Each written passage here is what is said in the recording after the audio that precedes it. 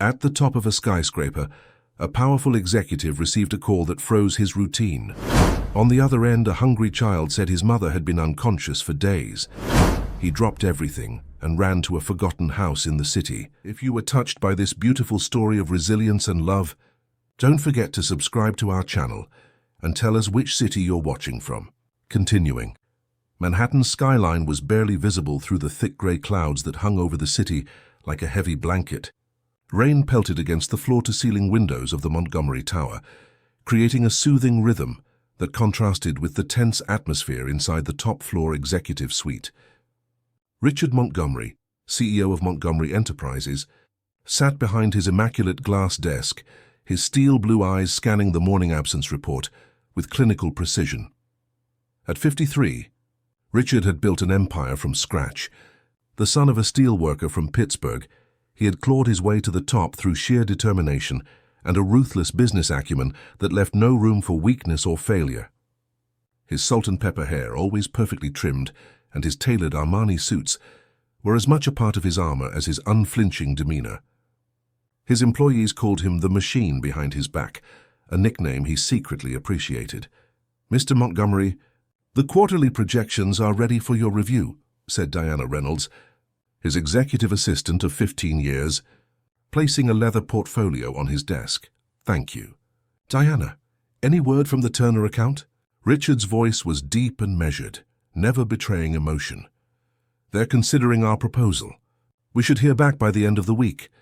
Diana hesitated before adding, "I also have the updated absence report you requested." Richard nodded, taking the document from her hand. His eyes narrowed as he scanned the list of names. "Sarah Wilson in maintenance has been absent for 3 days without notice?" "Yes, sir. HR has tried calling, but there's been no response." "Terminate her employment immediately," Richard said without looking up. "We don't have time for unreliability. Make sure her final check reflects the absence." "But sir, she's been with us for almost 4 years. Perhaps 4 years of employment doesn't excuse 3 days of unexplained absence, Diana. The company policy is clear." Diana knew better than to argue. "Yes, Mr. Montgomery, I'll take care of it right away." As Diana left the office, Richard returned to the financial reports before him. The Montgomery Tower, a 60-story glass monolith in the heart of Manhattan, housed the headquarters of his multi-billion-dollar real estate and investment company. From this height, the people below looked like ants, insignificant in the grand scheme of his empire. He had learned long ago that sentiment had no place in business. Every decision was calculated, every action measured against profit and loss. The rain intensified, drumming against the windows with increasing urgency, mirroring the storm brewing in the financial markets. Richard had navigated worse. The 2008 financial crisis had merely been an opportunity for him to acquire struggling properties at bargain prices. The pandemic had allowed him to restructure and emerge stronger than ever. Nothing fazed Richard Montgomery, not market crashes, not competitor threats, and certainly not the personal problems of a cleaning woman. His personal cell phone vibrated in his pocket. Richard frowned. Few people had this number, and fewer still would dare to call him during business hours. The screen displayed an unknown number. He considered ignoring it, but something, perhaps the unusual break in routine, made him answer. Richard Montgomery speaking. At first, there was only silence. Then a small, trembling voice came through the speaker. "Hello? Is this Mr. Montgomery?" "Yes, who is this?" His tone was clipped, impatient. "My name is Emma Wilson." The child's voice was barely audible. "My mom works for you. She cleans your offices." Richard's finger hovered over the end call button. He had no time for this. But something in the girl's voice, fear, desperation, made him pause. "What do you want, Emma?" he asked, his tone softening almost imperceptibly. "Mom won't wake up." The words tumbled out in a rush, followed by a muffled sob. "She's been sleeping for 3 days and I can't wake her up. My brother Ethan is hungry, and I don't know what to do. Your number was the first one in Mom's phone." Richard felt something he hadn't experienced in years, a crack in his carefully constructed wall of indifference. "Where are you, Emma?" "At home in Queens, 1456 Maple Street, apartment 3B. Is there an adult with you? A neighbor? A relative?" "No, sir. Here it's just me and Ethan. Mom says we're not supposed to open the door for strangers. Richard glanced at his watch, a limited edition Patek Philippe that cost more than most people's annual salary. He had a board meeting in 30 minutes, followed by lunch with a potential investor. His schedule was meticulously planned, as it had been every day for the past 20 years. Stay where you are, Emma. Don't open the door for anyone. I'm coming to you. He ended the call and sat motionless for a moment, surprised by his own words. Why had he said that? What was he thinking? This wasn't his problem. He could call social services, the police, anyone else to handle this situation. Yet he found himself standing, gathering his phone and car keys. Something in the child's voice had triggered a long-dormant part of him. Perhaps the memory of his own childhood, in a cold Pittsburgh apartment, waiting for a father who worked double shifts at the steel mill. "Diana," he called through the intercom, "cancel my appointments for the rest of the day. Something urgent has come up." Diana appeared at his door, confusion etched on her face. In 15 years, Richard Montgomery had never cancelled a meeting for personal reasons. "Sir, the board is expecting the quarterly presentation. Email them the report. Tell them I'll reschedule as soon as possible." He hesitated, then added, "And hold off on the termination paperwork for Sarah Wilson. There's been a development." The drive from Manhattan to Queens was like traveling between worlds. The sleek high-rises and bustling energy of the financial district gave way to modest apartment buildings and quieter streets. The GPS guided Richard through neighborhoods he had never visited, despite having lived in New York for decades. His Tesla, sleek and silent, drew curious glances from pedestrians hurrying through the rain. Richard found himself on Maple Street, a narrow road lined with brick apartment buildings showing signs of age and neglect. He parked in front of number 1456, a four-story walk-up with peeling paint and a rusty fire escape zigzagging up its facade. The contrast with his pristine tower in Manhattan couldn't have been starker. For a moment he sat in his car, questioning his decision. This wasn't his world. These weren't his problems. He had built his life around the principle that every man was responsible for his own fate. If Sarah Wilson couldn't manage hers, why should he intervene? Yet he found himself stepping out into the rain, his Italian leather shoes splashing in a puddle as he approached the building. The lobby was dimly lit, with a row of mailboxes, some hanging open, others stuffed with uncollected mail. There was no elevator, only a narrow staircase with worn carpet. Richard climbed to the third floor, his usual confident stride slowing as he approached apartment 3B. He knocked. No answer. He knocked again, louder this time. "Emma? It's Richard Montgomery." From the phone, he heard small footsteps approaching the door, followed by the sound of a chain being removed. The door opened a crack, and a small face appeared in the gap. A girl with wide brown eyes and tangled blonde hair. She couldn't have been more than 10 years old. "Are you really Mr. Montgomery?"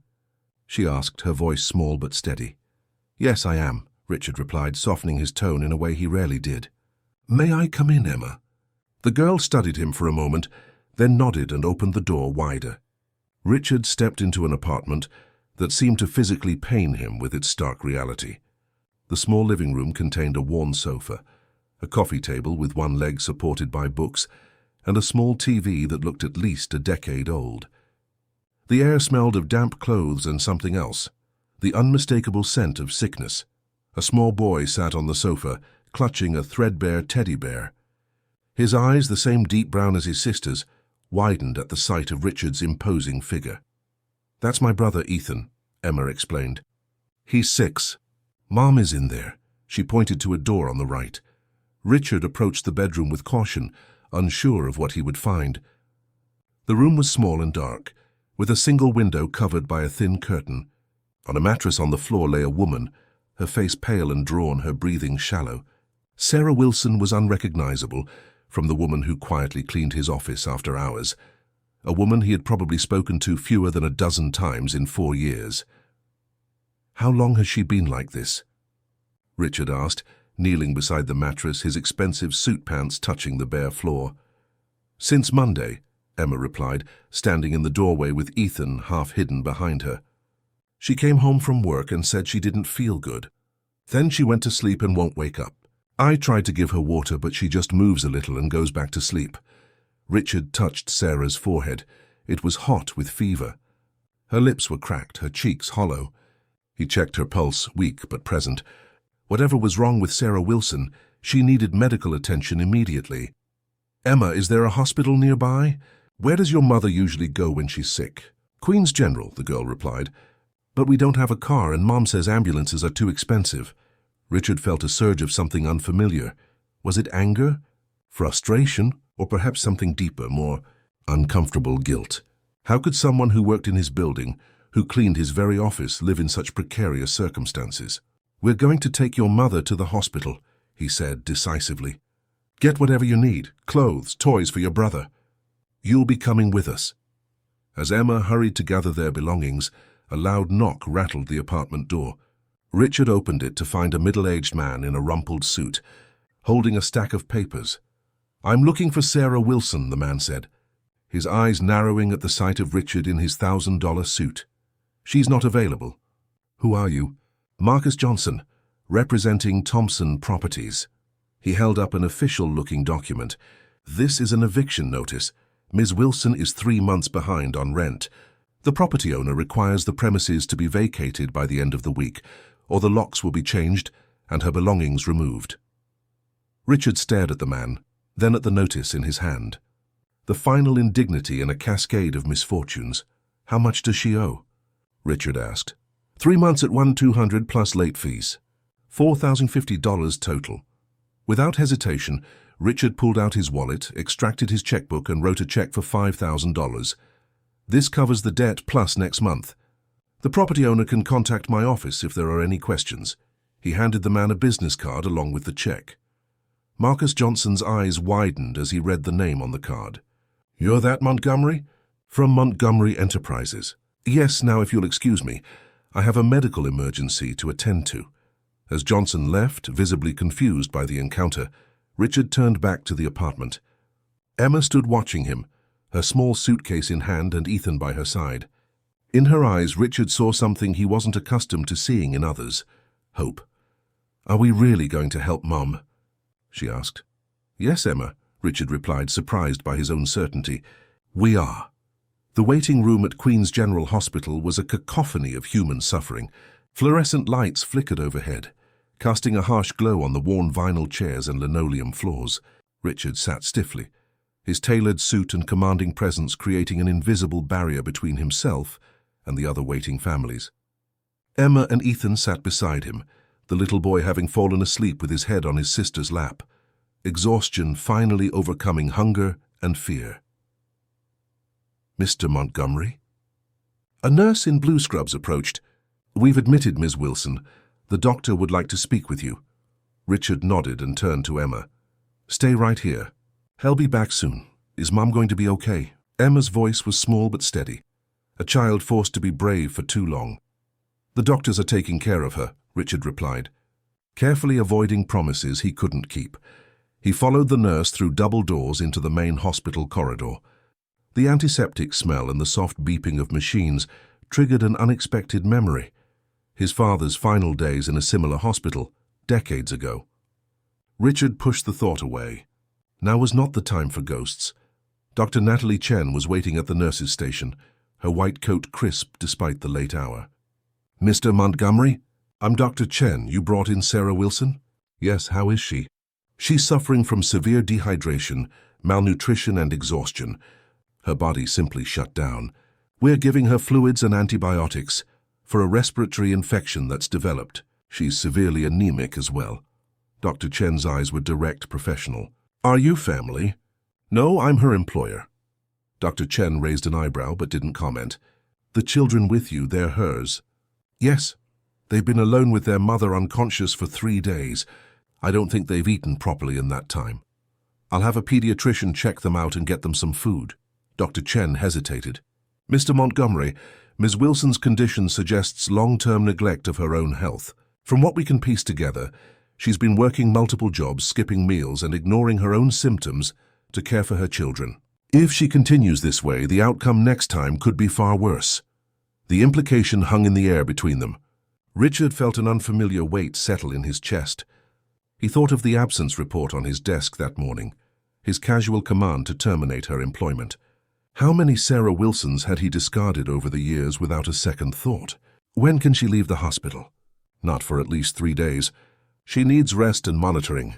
After that, she'll need proper nutrition, reduced stress, and regular medical follow-ups. Dr. Chen studied him curiously. If I may ask, why are you involved in this situation, Mr. Montgomery? You said you're her employer? Richard couldn't answer the question because he didn't understand it himself.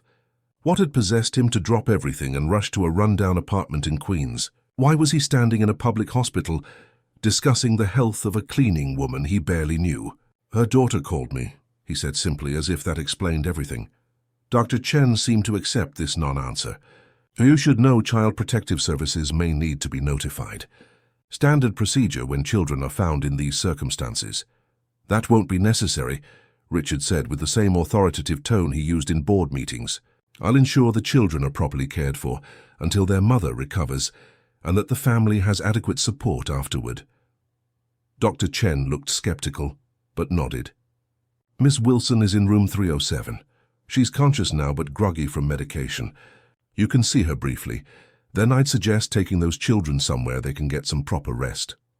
Richard returned to the waiting room to find Emma still awake, her small hand stroking her brother's hair. A hospital volunteer had brought them sandwiches and juice, which Emma had carefully saved half of, presumably for later. Your mother is going to be okay, Richard told her, sitting down. She's very sick and tired, but the doctors are helping her. She needs to stay in the hospital for a few days. Emma nodded solemnly. Where will we go? The question caught Richard off guard. He hadn't thought that far ahead.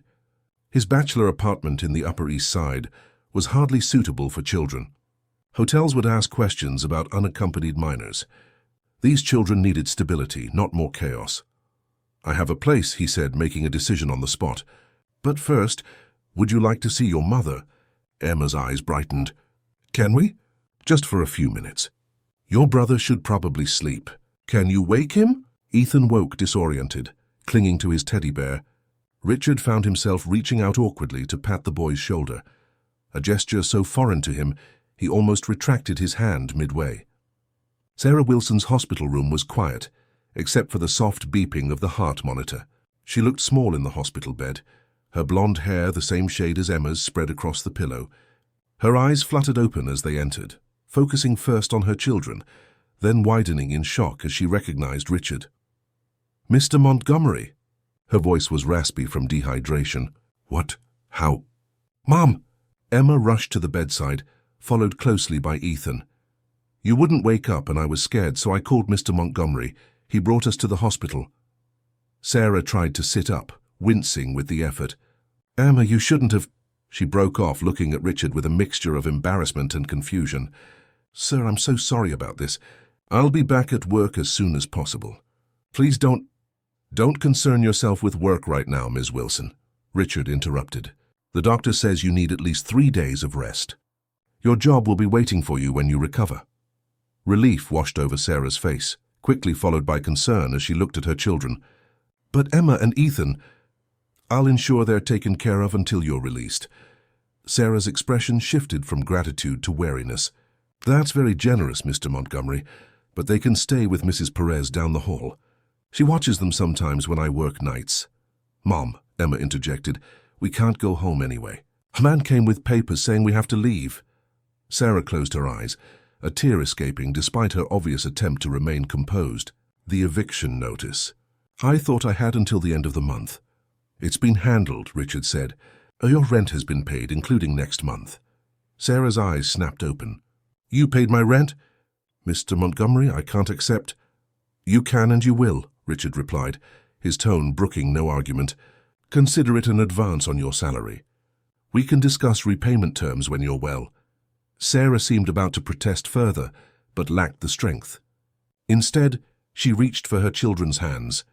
Be good for Mr. Montgomery. Do exactly as he says. She looked up at Richard. Thank you. I don't understand why you're doing this, but thank you. Richard nodded, uncomfortable with gratitude. The nurse will be in shortly with more medication. We should let you rest. As they left the hospital, Ethan already half asleep again in Richard's arms, the night air felt different somehow, heavier with responsibility, yet strangely clarifying. Richard helped the children into his Tesla, realizing as he did that he had no child seats, no supplies, nothing a responsible guardian would have prepared. He'd have to improvise, something he hadn't done since the early days of building his company. "Where are we going?" Emma asked as they pulled away from the hospital. "To my house in the Hamptons," Richard replied, making another impulsive decision. "It's quiet there by the ocean. You and Ethan can rest while your mother gets better." Emma's eyes widened. "You have a house by the ocean? Is it like in the movies?" "Suppose it is in some ways." The drive to Southampton took nearly 2 hours. Ethan slept the entire way, while Emma fought to keep her eyes open, asking occasional questions about the grand houses they passed. Richard found himself answering patiently, explaining things in a way a child would understand, something he couldn't remember ever doing before. His Hamptons estate was an 8,000-square-foot modern masterpiece of glass and steel, set on 3 acres with private beach access. As they pulled through the gates, Emma pressed her face against the window, gasping at the illuminated gardens and the glimpse of moonlight on the Atlantic beyond. "You live here all by yourself?" she asked as Richard carried Ethan up the front steps. "Not often enough," Richard admitted. "I'm usually at my apartment in the city."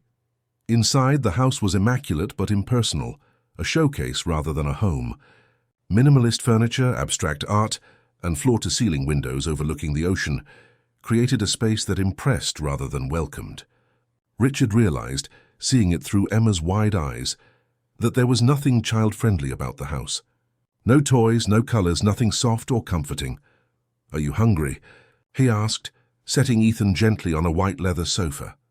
Emma nodded hesitantly. "A little. But we don't want to be trouble." "It's no trouble." Richard opened his refrigerator, realizing too late that it contained little more than champagne, mineral water, and catering leftovers from a business event weeks ago. He found bread, cheese, and some fruit that was still good, enough for a simple meal. As Emma ate, Richard made up the guest room with fresh linens. He'd never prepared a room for anyone before. Housekeepers usually handled such tasks. The process felt strangely satisfying, creating a safe space for these children who had been through so much. After settling Emma and Ethan in the guest room, Richard stood in his living room, the sound of waves breaking on the shore the only disturbance in the stillness. He pulled out his phone and made several calls, to his assistant, to his lawyer, to a service that could deliver children's essentials first thing in the morning. The efficiency with which he managed these logistics was familiar territory, unlike the emotional terrain he'd been navigating all day. As he finally settled into his own bed, Richard stared at the ceiling, questioning his actions. He had upended his carefully structured life for strangers. He had involved himself in a messy, complicated situation that offered no obvious benefit to him or his business. It defied all the principles by which he had built his empire. Yet for the first time in years, he felt something other than the cold satisfaction of another successful business day. It wasn't happiness exactly, more like purpose.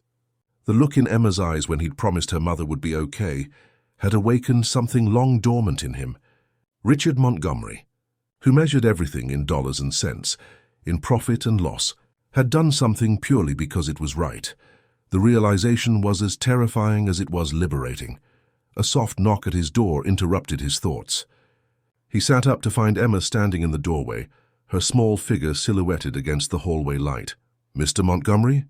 Her voice was tentative. "Ethan had a bad dream. He's scared because he doesn't know where he is." Richard hesitated, then nodded. "I'll come." He found Ethan sitting up in bed, tears streaming down his face.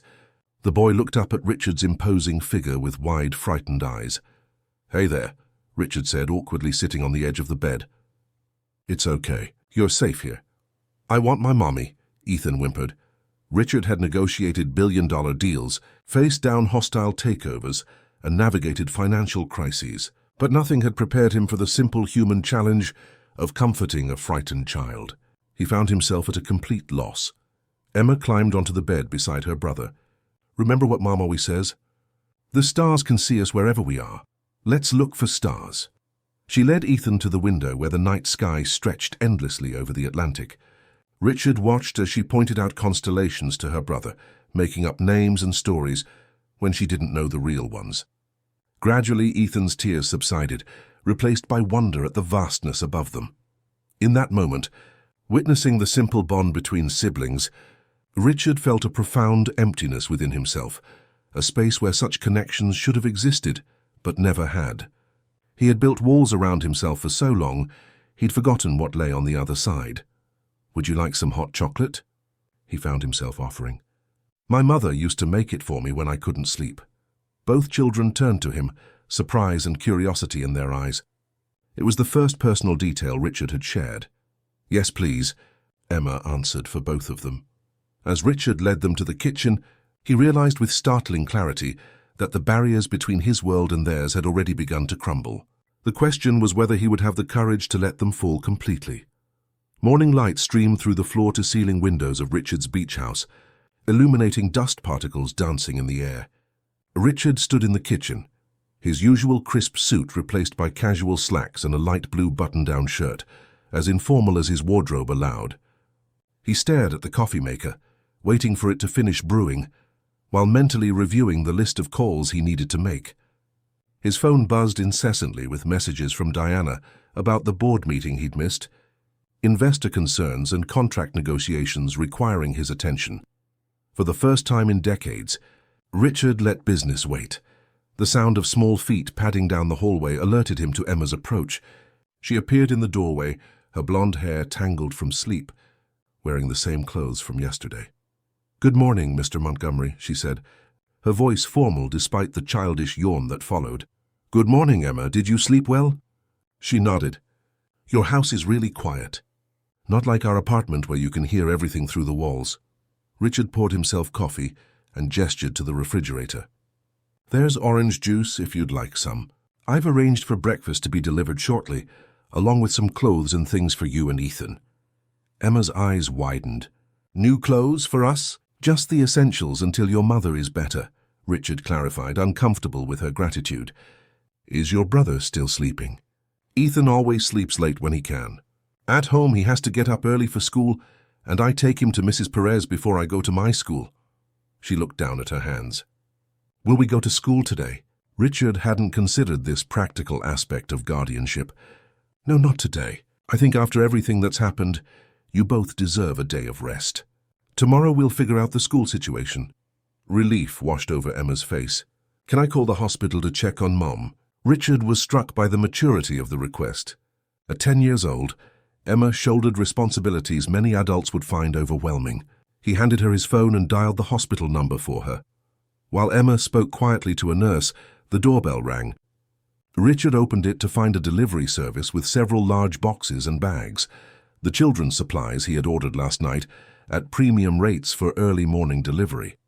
"Where would you like these, sir?" asked the delivery man, clearly impressed by the mansion and its imposing owner. "The living room is fine." "Thank you." As Richard signed for the delivery, his housekeeper, Mrs. Rodriguez, arrived, a stern, efficient woman who had maintained his Hamptons property for years with minimal interaction. Her eyes widened at the sight of the children's supplies. "Mr. Montgomery? I was not aware you would be in residence this week. And these are—" She gestured to the boxes. "I'll be staying indefinitely, Mrs. Rodriguez, and I have guests." Richard kept his explanation brief. "2 children. They'll need meals and assistance with laundry and such." Mrs. Rodriguez's professional demeanor couldn't completely hide her surprise.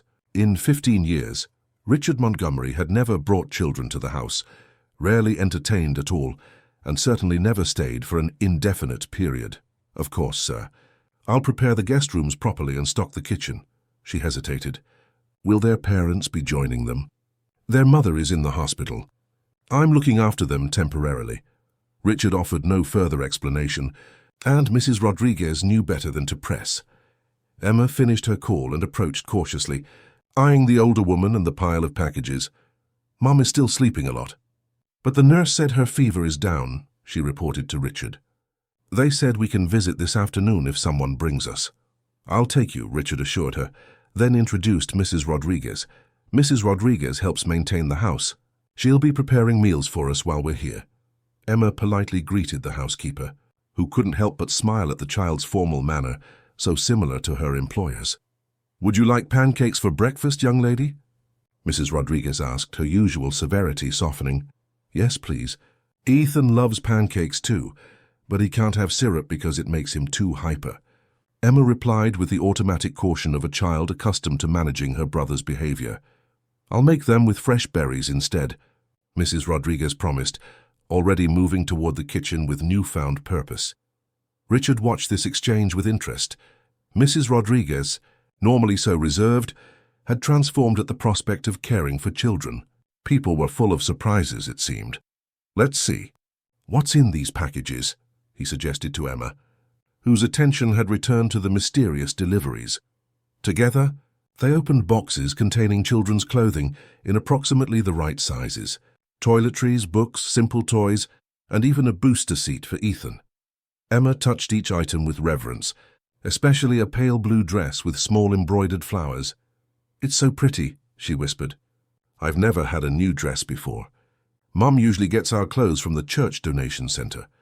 Richard felt that unfamiliar tightness in his chest again.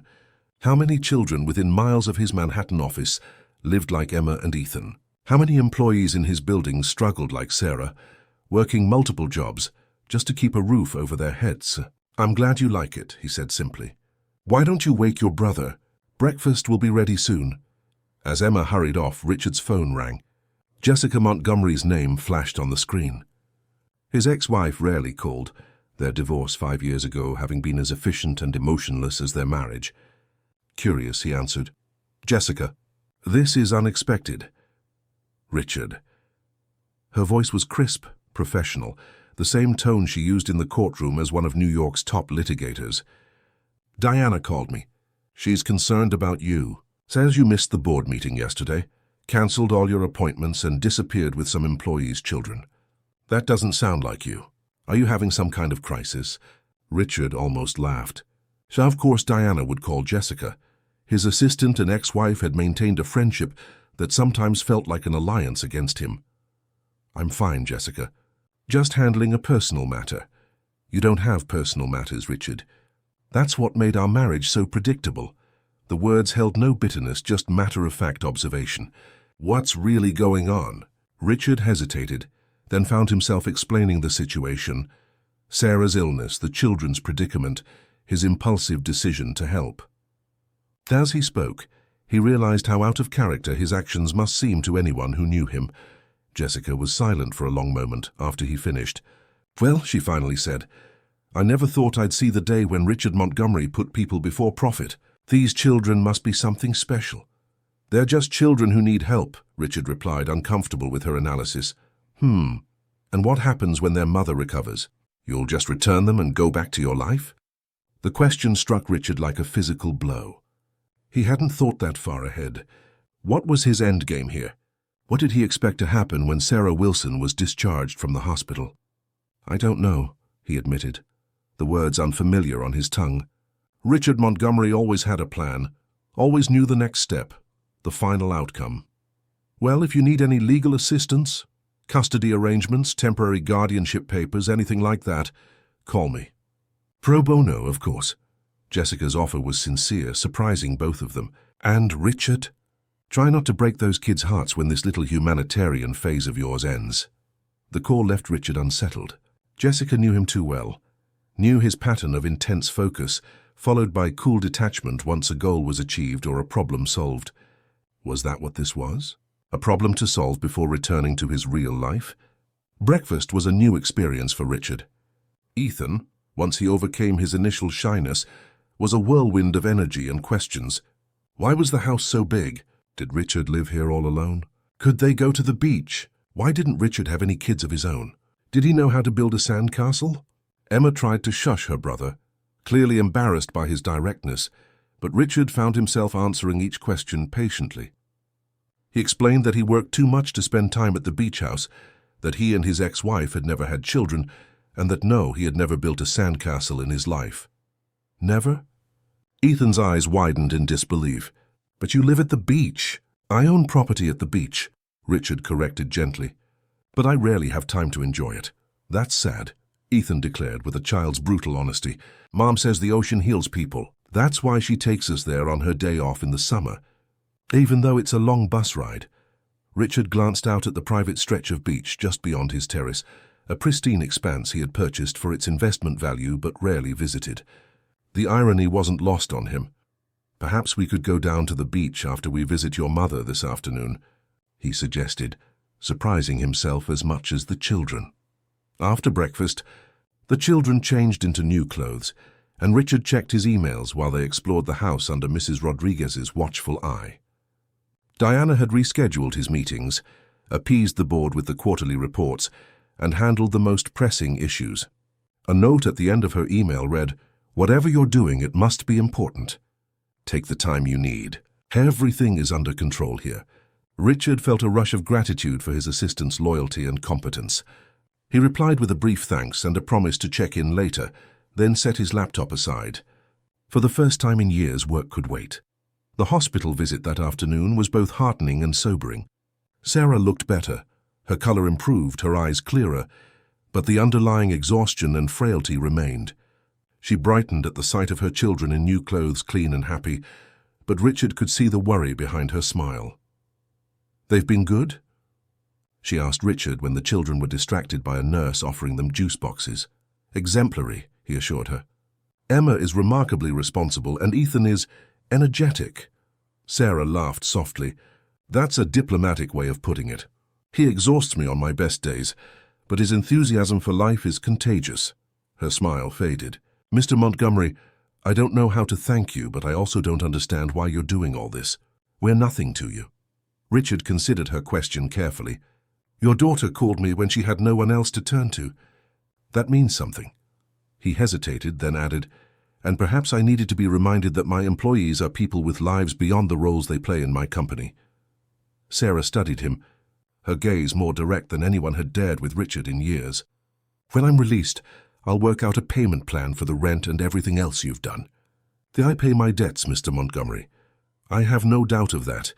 Ms. Wilson, but right now your priority should be recovery. Dr. Chen says you've been pushing yourself too hard for too long." "Single mothers don't have the luxury of pacing themselves," Sarah replied without self-pity. "The world doesn't slow down just because we're tired." Richard nodded, understanding for the first time the relentless pressure under which Sarah lived, so different from the pressures of his own life, where the stakes were profit margins and market share, not basic survival. "When you're released, I'd like to discuss a different position for you at Montgomery Enterprises," he said, "one with better hours and compensation. Your work ethic and determination would be valuable in a more substantial role."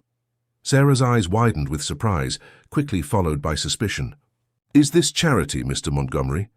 "It's business," he replied firmly. "I recognize potential and reward it.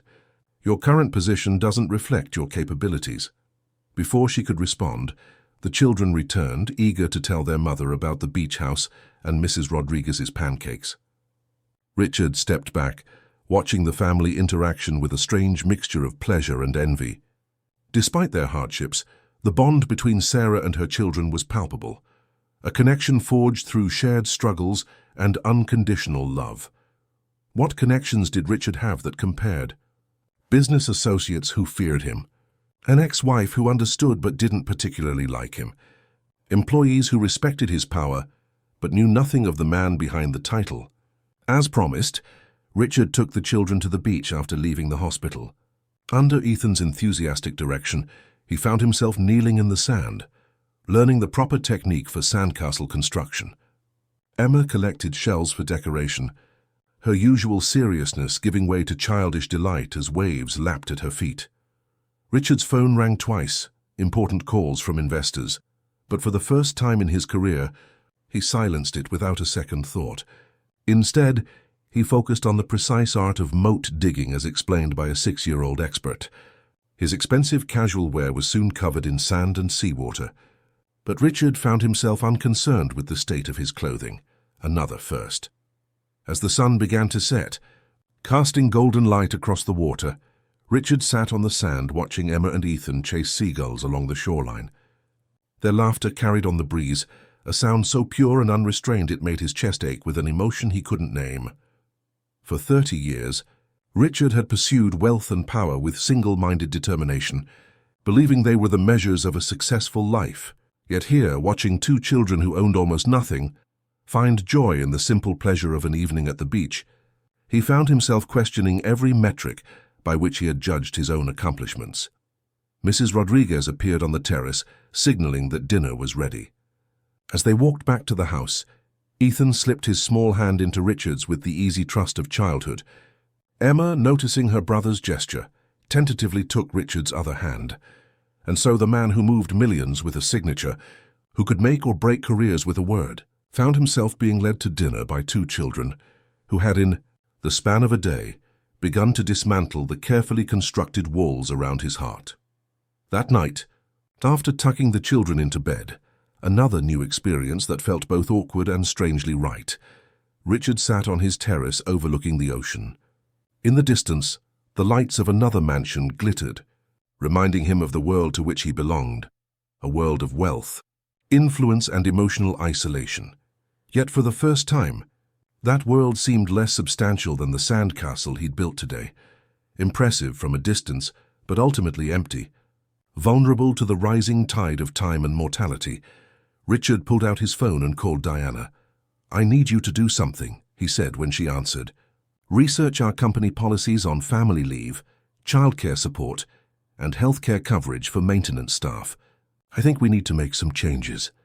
Diana's surprise was evident in her brief silence before she replied, "Of course, Mr. Montgomery. May I ask what prompted this interest?" Richard watched the moonlight on the waves, thinking of Sarah Wilson working through illness because she couldn't afford to miss a day's pay, of Emma taking on adult responsibilities because there was no one else to shoulder them. "Let's just say I've gained some perspective," he answered. "And Diana, thank you for handling everything today. I appreciate your discretion." After ending the call, Richard remained on the terrace listening to the rhythm of the waves. For the first time in years, he felt fully present in his own life, aware of possibilities beyond the narrow path he had walked for so long. Tomorrow, he would need to make decisions about the children's schooling, about Sarah's recovery, about his own neglected business responsibilities. But tonight, he allowed himself to simply exist in this moment of unexpected peace, wondering what other surprises awaited him on this uncharted journey. 5 days later, Sarah Wilson sat in Richard Montgomery's sleek black Tesla, watching the familiar buildings of Queens slide past the window. The midday sun cast harsh shadows on the worn facades, highlighting the contrast between the neighborhood she had called home and the luxury vehicle in which she now traveled. "You're very quiet," Richard observed, navigating through traffic with the same focused efficiency he applied to everything. "Just tired," Sarah replied, though the hospital had released her with strict instructions to rest. "And processing everything," Richard nodded, understanding her meaning. In less than a week, her world had been turned upside down. She had awakened in a hospital to find her children being cared for by her billionaire employer, her rent paid, her job secure, and now, most shockingly, a new position being offered within his company. "The children are excited to see you," Richard said, breaking the silence. "Mrs. Rodriguez has prepared your room at the beach house. Everything is ready for your recovery." Sarah turned to look at him directly. "Mr. Montgomery, we need to be clear about this arrangement. I appreciate everything you've done, more than I can express, but I can't live in your home indefinitely. It's not appropriate." Richard kept his eyes on the road. "What would you prefer? To return to your apartment where you collapsed from exhaustion? To work 3 jobs again until your body gives out completely?" His tone wasn't unkind, but it was direct, the same approach he used in business negotiations. "Of course not," Sarah replied with equal directness. "But there must be a middle ground between destitution and charity." "This isn't charity, Ms. Wilson, it's an investment." "An investment?" Sarah couldn't hide her confusion. "In what?" Richard pulled the car to a stop at a red light and turned to face her. "In potential. Yours and your children's. I've reviewed your employment records. Despite having no college degree, you've consistently shown intelligence, resourcefulness, and extraordinary work ethic. These are qualities I value in my executives, yet you've been relegated to cleaning floors because that's the only position you could access without credentials." The light turned green, and Richard returned his attention to the road. "I'm offering you an opportunity to demonstrate your capabilities in a role that better utilizes your talents. a position as administrative coordinator in our community outreach division. The salary is $65,000 annually, with full benefits, regular hours, and the flexibility to accommodate your children's needs. Sarah gasped at the figure, more than 3 times what she currently earned across all her jobs combined. That's impossible, she stammered. I don't have the qualifications, the experience. You have the capacity to learn, Richard countered. The division is being restructured. You'll have training and support. What you bring is a perspective our current team lacks, first-hand understanding of the communities we aim to serve. Sarah fell silent, overwhelmed by the proposition. It seemed too good to be true. The kind of opportunity that happened in movies, not in real life, and certainly not to women like her who had spent years just trying to keep their heads above water. And the housing situation? She asked finally. The beach house is yours for your recovery period, 2 weeks as recommended by your doctor. During that time, my real estate team will help you find suitable housing within your new budget. Montgomery Enterprises has several residential properties with employee discount programs. Sarah processed this information, searching for the catch, the hidden cost. She had learned long ago that nothing came without strings attached, especially from powerful men. And what do you want in return, Mr. Montgomery? The question was blunt, her gaze unwavering. Richard understood her implication immediately. His jaw tightened almost imperceptibly. I want competent employees who bring value to my company, Ms. Wilson, nothing more. If you're concerned about inappropriate expectations, let me assure you, my interest in your family's welfare is professional and humanitarian. You're free to accept or decline my offer without consequence to your current position. Sarah studied his face, finding no deceit in his expression. After a moment, she nodded. I apologize for the implication. It's just... In my experience, when something seems too good to be true, it usually is. A reasonable perspective, Richard acknowledged. I don't expect blind trust, Ms. Wilson. Judge the offer on its merits and my intentions by my actions. They drove the rest of the way to Southampton in contemplative silence. Sarah watching the landscape transform from urban congestion to manicured suburbs, to the exclusive coastal retreats of the ultra-wealthy. It was like traveling between different planets, worlds that existed simultaneously, yet remained largely invisible to each other. When they arrived at the beach house, Emma and Ethan were waiting on the front steps, barely containing their excitement. Mrs. Rodriguez stood behind them, a rare smile softening her usually stern features. The moment Richard's car stopped, both children raced toward it. "Mom!" they shouted in unison as Sarah carefully emerged from the passenger seat. She knelt to embrace them, wincing slightly at the lingering weakness in her body, but overwhelmed with joy at holding her children again. Emma clung tightly, while Ethan bounced with excitement, talking rapidly about the beach, the sandcastles, and the pancakes Mrs. Rodriguez made. "Slow down. Buddy," Sarah laughed, stroking his hair. "I want to hear everything, but one thing at a time." Richard watched from a slight distance, an unexpected tightness in his throat as he observed the reunion. There was something profoundly moving about witnessing love in its purest form, uncomplicated, unconditional, unrestrained by the careful boundaries and protocols that defined his own emotional life. "Mr. Montgomery taught me to swim," Ethan announced, tugging at his mother's hand. "I can put my face in the water now." Sarah looked up at Richard in surprise. "You taught him to swim?" Richard shrugged, uncharacteristically self-conscious. "Just the basics. The water is shallow near the shore. Emma is quite the natural swimmer herself." "You've been going in the ocean?" Sarah asked, her protective instincts flaring. "Only when Mr. Montgomery was with us," Emma assured her quickly. "He never lets Ethan go past his knees, and I have to stay where he can reach me." "He's really careful, Mom." Sarah's expression softened. The image of Richard Montgomery, business titan, notorious perfectionist, feared by executives across the industry, patiently teaching a 6-year-old to swim, was almost impossible to reconcile with the stern employer she had known for years. "Thank you," she said simply, meeting his eyes. Richard nodded, uncomfortable with gratitude. "Mrs. Rodriguez has prepared lunch. You should eat and then rest as the doctor instructed." The meal was the first time all 4 of them sat together at a table. Richard, despite having hosted countless business dinners, found himself oddly uncertain about the protocols of a family lunch. He watched as Sarah automatically cut Ethan's food into manageable pieces. As Emma poured water for everyone without being asked, as conversation flowed naturally between mother and children. The school called, Sarah mentioned, looking at Emma. "I need to contact them about your absence." "I've handled that," Richard interjected. "Both children have excused absences this week. I've arranged for their assignments to be sent here. Emma has been quite diligent about completing her work." Sarah glanced at him with a mixture of gratitude and discomfort. "You didn't need to do that." "It was a simple matter," Richard replied with a dismissive wave.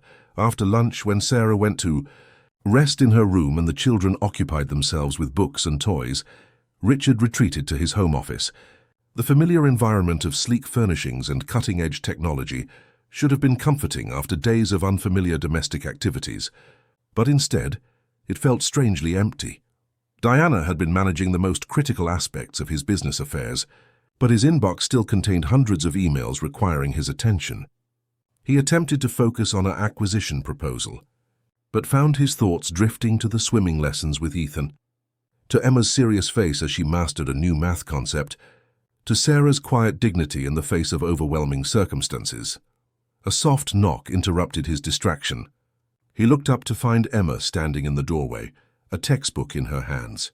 "Mr. Montgomery, I'm sorry to bother you, but could you help me with this science question? Mom is sleeping and I don't want to wake her." "Of course." Richard cleared a space on his desk, surprised by how quickly he set aside work that would normally have consumed his complete attention. Emma approached cautiously, clearly aware she was entering an adult domain. "It's about the water cycle. I don't understand why the book says water is never created or destroyed." For the next half hour, Richard found himself explaining the conservation of matter in terms a 10-year-old could grasp, drawing diagrams and using examples from the ocean just outside his window. Emma absorbed the information with the focused intensity Richard recognized from his most promising junior executives, the hunger to understand, to master, to grow. "You're good at explaining things," Emma observed when they had finished. "Better than my teacher." Richard felt an unexpected surge of pride at the compliment. "You're good at asking the right questions." "That's a rare skill, Emma." She smiled, the expression transforming her serious face. "Mom says I ask too many questions sometimes." "There's no such thing as too many questions when you're learning," Richard replied firmly. "Curiosity drives progress." Emma considered this, then nodded solemnly. "Are you going to make Mom work for you in a different job?" The direct question caught Richard off guard. "I've offered her a position that better matches her abilities. But it's her decision whether to accept." "She should," Emma said with certainty. "Mom is really smart. She helps me and Ethan with all our homework, even the hard stuff. And she always figures out how to fix things when they break, because we can't afford to buy new ones." Richard nodded, thinking of the resourcefulness it must take to maintain a household on minimum wage, to stretch every dollar while presenting a brave face to children who depended on you completely. "I believe your mother is very capable," he agreed. "But sometimes people are hesitant to accept help or change, even when it benefits them." Emma looked at him with eyes too wise for her years. "Because they're afraid of owing something they can't repay. Mom talks about that sometimes when she thinks I'm not listening." Richard was struck by the child's perceptiveness. "That's a very mature observation, Emma. I try to understand grown-up things because it makes Mom less worried if she doesn't have to explain everything," Emma confided. "But sometimes I wish I could just be a kid." The simple statement hit Richard like a physical blow. This child had been forced to grow up too quickly, to shoulder burdens no 10-year-old should carry. Yet instead of resentment, she showed compassion for her mother's struggles. "Emma," he said carefully, "while you're here, I want you to focus on just being a kid. Your mother is safe, she's getting better, and you don't need to worry about adult problems right now." Emma studied him for a long moment. "Is that why you took us to the beach and taught Ethan to swim?" "So we could be kids." "Perhaps," Richard admitted, surprised by her insight. "And perhaps because I needed to remember what that felt like myself." The days that followed established a new routine. Sarah grew stronger, spending mornings resting and afternoons with her children. Richard worked from his home office, but emerged regularly to join them for meals, beach walks, or impromptu science lessons. In the evenings, after the children were in bed, he and Sarah would sit on the terrace, discussing her potential new role at Montgomery Enterprises. "The Community Outreach Division has been underdeveloped," Richard explained on their third evening. "Originally created for tax benefits and public relations, it's never been a priority. But properly structured, it could make meaningful impact while enhancing our corporate image." Sarah listened attentively, asking pertinent questions about budgets, objectives, and organizational structure. Her practical intelligence impressed Richard. She grasped complex concepts quickly and identified potential problems with unerring accuracy. "You have a natural business mind," he observed. "Have you ever considered formal education in business administration?" Sarah smiled ruefully. "Between 3 jobs and 2 children, Mr. Montgomery. When exactly would I attend classes?" "Online programs offer flexibility," he suggested. "Montgomery Enterprises has a tuition reimbursement program for employees pursuing relevant degrees. One step at a time," Sarah replied, though he could see the idea taking root. "I need to prove myself in this new position before planning further advancement." "A prudent approach," Richard agreed, "though I suspect you'll advance more quickly than you anticipate." As they talked business, Richard found himself increasingly aware of Sarah as a woman rather than an employee. In the soft evening light, with the ocean breeze gently lifting her hair, she was undeniably beautiful. But it was her intelligence, her quiet strength, and her unwavering dedication to her children that drew him most powerfully. The realization unsettled him. Professional boundaries existed for good reasons, and he had no intention of complicating an already complex situation with inappropriate feelings. Yet he couldn't deny that something was shifting within him, not just towards Sarah, but in his entire worldview. 10 days after Sarah's release from the hospital, Richard received a call from Jessica. "I've drawn up the temporary guardianship papers you requested," his ex-wife informed him without preamble. "But I have to ask, Richard, what exactly is your plan here?"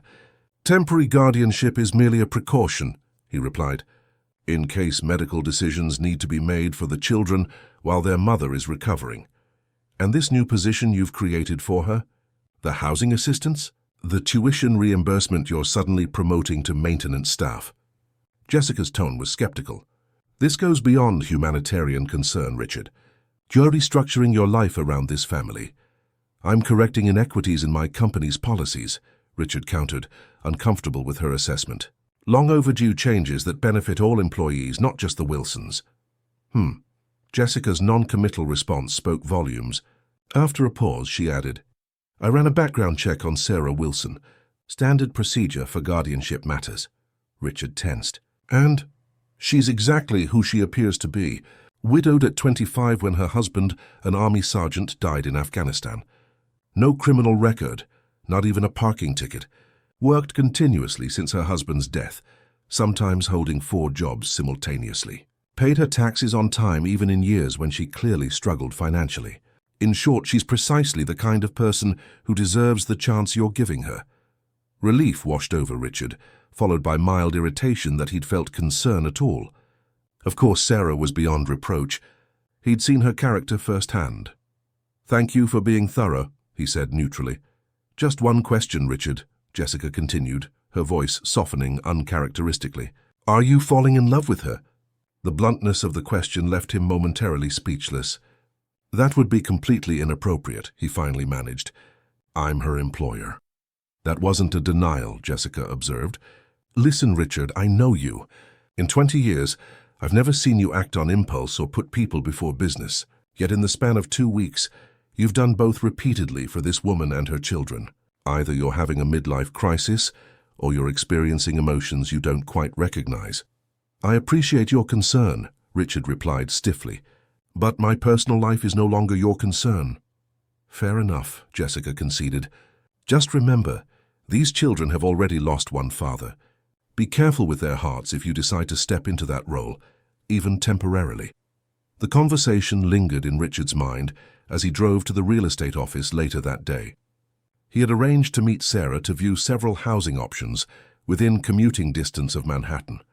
As they walked through a 3-bedroom apartment in a Montgomery Enterprises building, spacious, modern, and available at a significant employee discount. He observed her careful assessment of the space. "The children would share this bedroom?" she asked, looking into a sunny room with windows facing a small park. "Initially, yes," Richard replied. "But there's a den that could be converted to a third bedroom as they get older and need more privacy." Sarah nodded, clearly envisioning her family in the space. "It's beautiful. And the location is perfect, close to good schools and the express train to Manhattan." She hesitated, then asked directly, "What happens if the new position doesn't work out? If I can't meet your expectations?" "The housing discount is tied to employment, but not to any specific position," Richard explained. "Even if the administrative role isn't the right fit, you'd still have your maintenance position as a fallback." Sarah visibly relaxed at this assurance. "Then I accept both the apartment and the job offer." "Excellent," Richard said, fighting the urge to smile too broadly. "You can move in next weekend. The children can finish the school year at their current schools, and we'll research better options for the fall." "We?" Sarah repeated, her expression questioning. Richard realized his presumption. "I meant that my educational consultant could research options for you to consider. The final decision would be yours, of course." Sarah studied him for a long moment. "Mr. Montgomery, may I ask you something personal?" "Of course," he replied, though such requests typically made him uncomfortable. "Why are you doing all this?" "The truth, please. Not the business justification or the humanitarian explanation." "Why have you upended your life for us?" Richard considered deflecting the question, but found himself answering honestly instead. "When Emma called me that morning, I almost didn't go. I almost called social services instead. But something made me drive to Queens myself." He paused, searching for words to explain what he still didn't fully understand. "When I saw you there, unconscious, and your children trying so desperately to take care of you and each other, it awakened something in me that I thought was long dead. A connection to humanity that I had systematically severed in pursuit of success." Sarah listened without interrupting, her eyes never leaving his face. "These past 2 weeks," Richard continued, "watching you with your children, seeing their resilience and your strength, it's changed my perspective on my company, on what constitutes success, on what makes a life worthwhile." He shook his head, frustrated by the inadequacy of his explanation. "I'm not sure I can articulate it more clearly than that." Sarah's expression softened. "You don't have to." "I understand." After a moment, she added, "But Mr. Montgomery, you should know that at some point we will need to stand on our own. Your generosity has given us a chance we never would have had otherwise, and I'll be forever grateful. But eventually we need to find our own way." Richard nodded, respecting her independence even as part of him resisted the idea of the Wilsons moving beyond his sphere of influence. Jessica's question echoed in his mind. "Are you falling in love with her?" Not just with Sarah, he realized, but with the whole concept of family that she and her children represented. The connections, the purpose, the unconditional love that had been missing from his life for so long. "I understand," he said finally, "but I hope you'll allow me to remain part of your lives, in whatever capacity seems appropriate."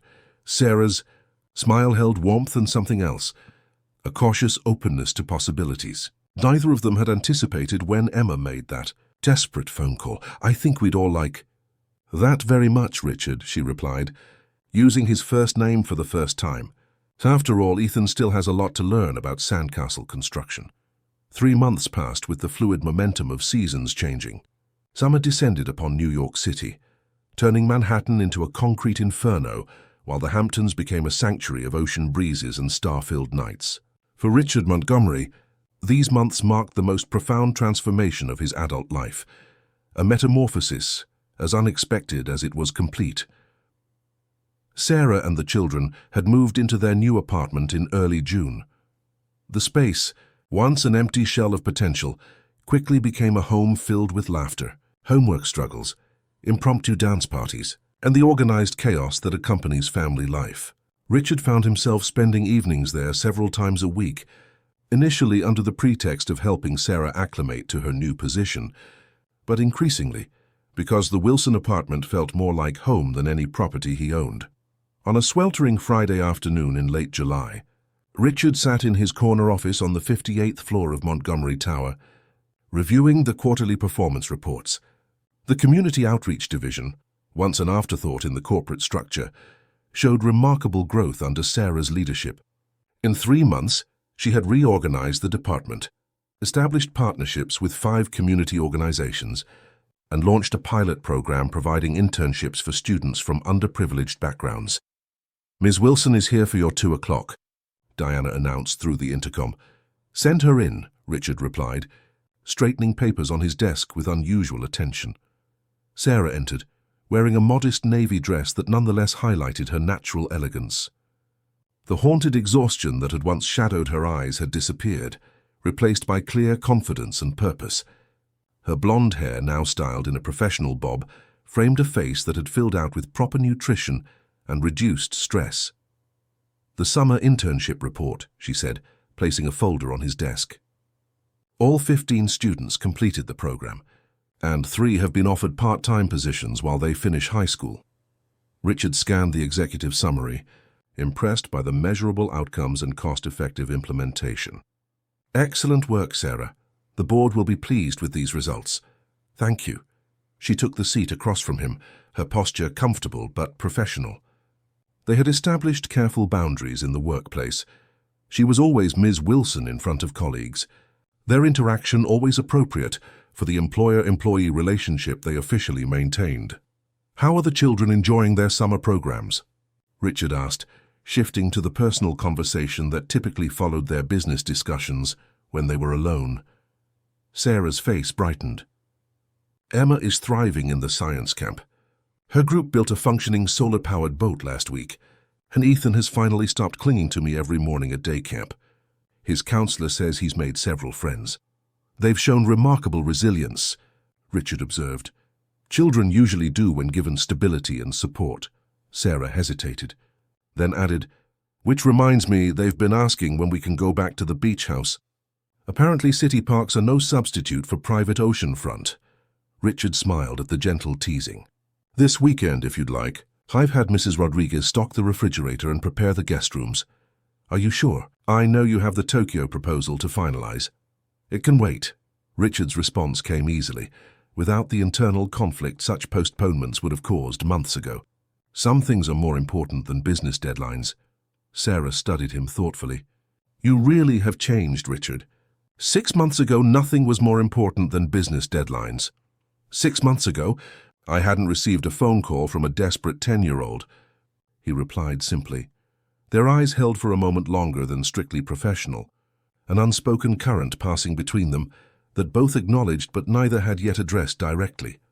The moment was interrupted by Richard's private line ringing. "Excuse me," he said, answering the call. "Mr. Montgomery, this is Principal Winters from Grayson Academy. I'm calling regarding your inquiry about Emma and Ethan Wilson." Richard had almost forgotten his conversation with the exclusive private school's headmaster the previous week. Grayson Academy was consistently ranked among the top preparatory schools in the Northeast, with an alumni network that included senators, CEOs, and Ivy League presidents. Its tuition was correspondingly exclusive.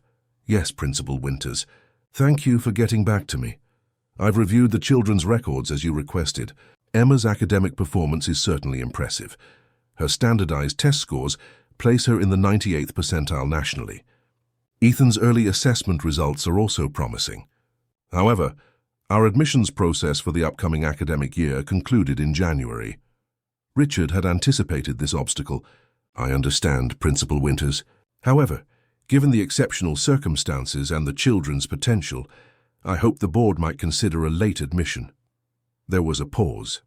The board has indeed made such considerations in the past for children of significant donors or those with special connections to the academy. The implication was clear. Richard glanced at Sarah, who was pretending not to listen, but whose tense posture betrayed her interest. "I would be happy to discuss a contribution to the academy's endowment fund," Richard replied smoothly. "Perhaps we could meet next week to explore what might be appropriate." "That would be most satisfactory, Mr. Montgomery. Shall we say Tuesday at 2? After confirming the appointment and ending the call, Richard looked up to find Sarah watching him with an unreadable expression. "Grayson Academy?" she asked quietly. "Richard, that's one of the most expensive schools in the state. We discussed this. I'm researching good public schools in our new district. Grayson would provide exceptional opportunities for both children, Richard countered. Emma's intellectual gifts particularly would be nurtured there in ways even the best public schools can't match.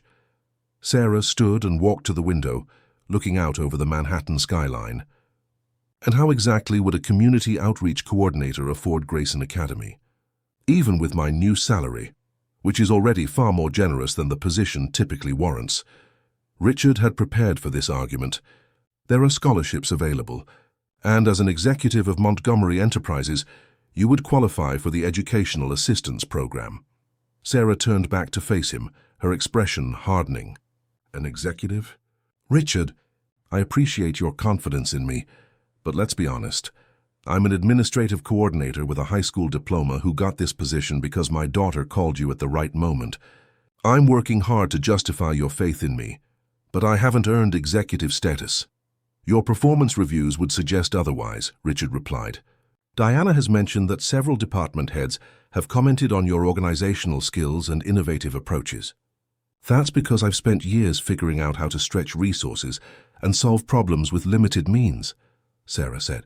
But it doesn't change the fact that sending my children to Grayson would make us dependent on your continued benevolence. The word hung between them, highlighting the power imbalance they both tried to ignore. Richard sighed, recognizing the legitimate concern beneath her resistance. Sarah, I'm not trying to control your family's choices. I simply want Emma and Ethan to have every advantage. Why? The directness of her question caught him off guard. Why is it so important to you that my children attend an elite private school? Richard considered deflecting, but found himself answering honestly instead. Because I know what it's like to have doors closed before you even know they exist. My father worked in a steel mill. My mother cleaned houses. I attended public schools where college was considered an exceptional outcome, not an expectation. Every opportunity I've had to fight for, while others started the race miles ahead simply due to circumstances of birth. Sarah's expression softened. I didn't know that about your background.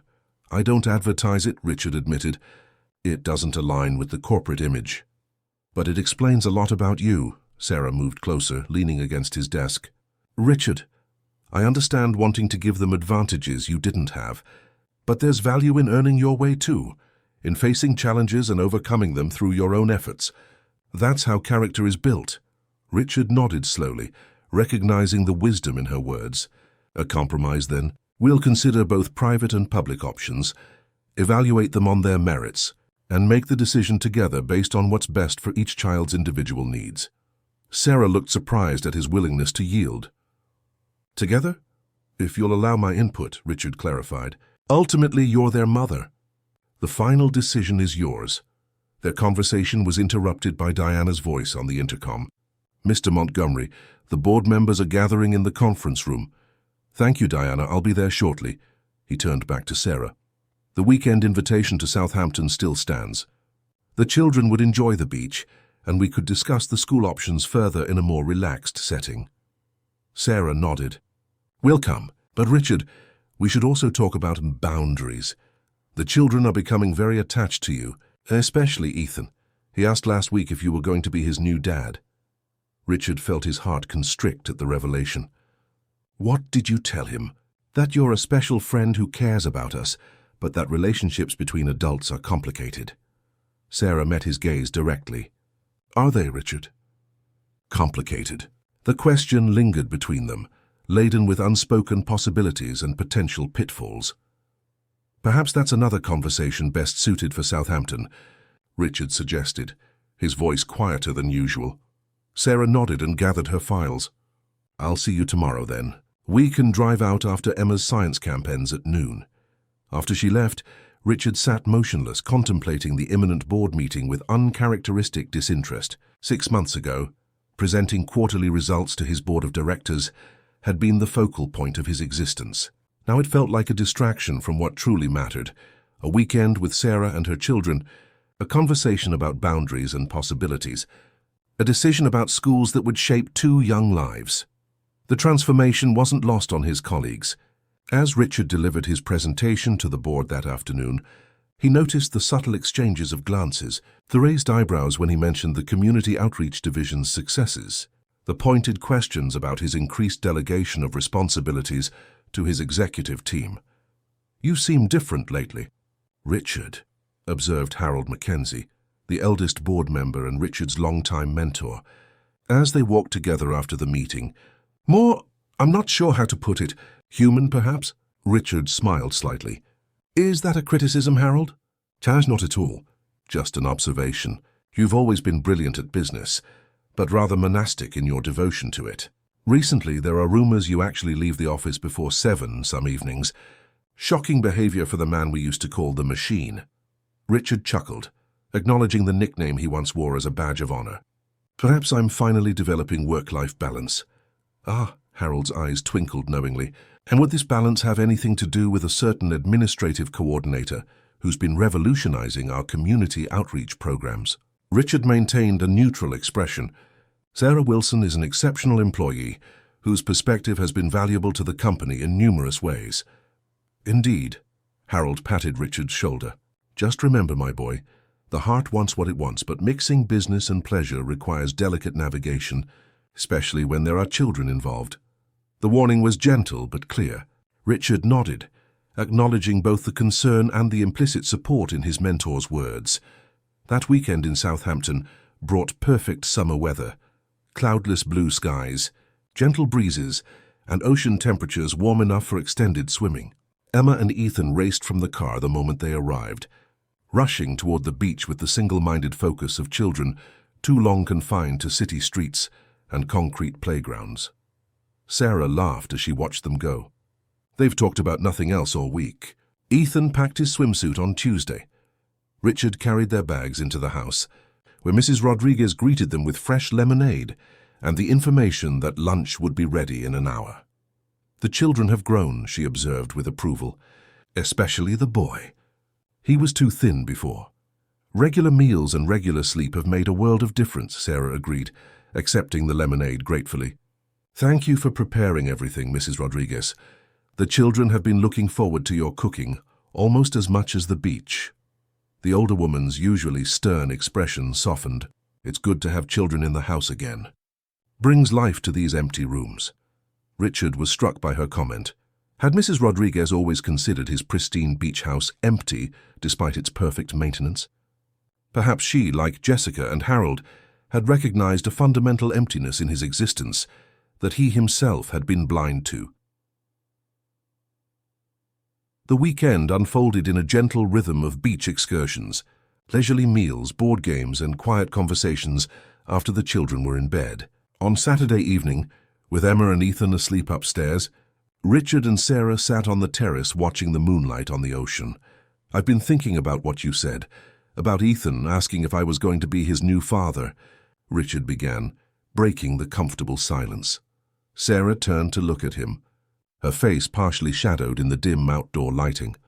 "And what role do you see for me in their lives, Sarah?" "In your life?" The directness of his question surprised them both. "Because I need to be honest. I've grown to care for all of you in ways I never anticipated, ways that go beyond friendship or professional concern." Sarah was quiet for a long moment. "I know," she finally said. "I've seen it in the way you look at them, at me." She sighed, looking back toward the ocean. "It terrifies me, Richard." "Why?" he asked, though he suspected he knew the answer. "Because you've become essential to us. The children adore you." She hesitated. "I've come to depend on your presence in ways I swore I never would depend on anyone again after James died. But our worlds are still so different. The power imbalance between us is so stark." "That concerns me too," Richard admitted. "I never want you to feel obligated or indebted. Your career advancement is based solely on merit. Diana has confirmed that independently. But perceptions matter, especially within the company." "It's more than perceptions," Sarah said quietly. "It's reality. You're a billionaire who controls my livelihood, my housing, and potentially my children's education. How can any relationship between us ever be truly equal?" Richard considered her words carefully. "Equality in relationships isn't always about financial parity, Sarah. You possess strengths and wisdom I lack entirely. Your perspective has transformed not just my personal outlook, but my approach to business. The community initiatives you've developed have improved Montgomery Enterprises' standing with local governments and open markets we'd previously failed to penetrate. Sarah smiled slightly. Always the businessman quantifying value. I'm trying to illustrate that you bring as much to this connection between us as I do, albeit in different forms. Richard reached across the small table between them, offering his hand. After a moment's hesitation, Sarah placed her hand in his. As for the practical concerns, there are solutions. Your position could be moved to a different reporting structure. Your housing lease could be transferred to standard terms without employee discounts. The children's education could be your decision entirely. Removing the financial entanglements wouldn't erase the fundamental differences in our lives, Richard, Sarah pointed out. You move in circles I can barely imagine. Your friends are industry leaders and politicians. I'm a high school graduate who was cleaning toilets 6 months ago. And yet you're more comfortable in your own skin than most of those industry leaders will ever be, Richard countered. More authentic, more grounded in what truly matters. He squeezed her hand gently. I'm not suggesting we ignore the challenges. I'm asking if you're willing to explore the possibilities despite them. Sarah met his gaze directly. Are you asking me on a date, Richard Montgomery? The question, with its touch of humor, broke the tension. Richard smiled.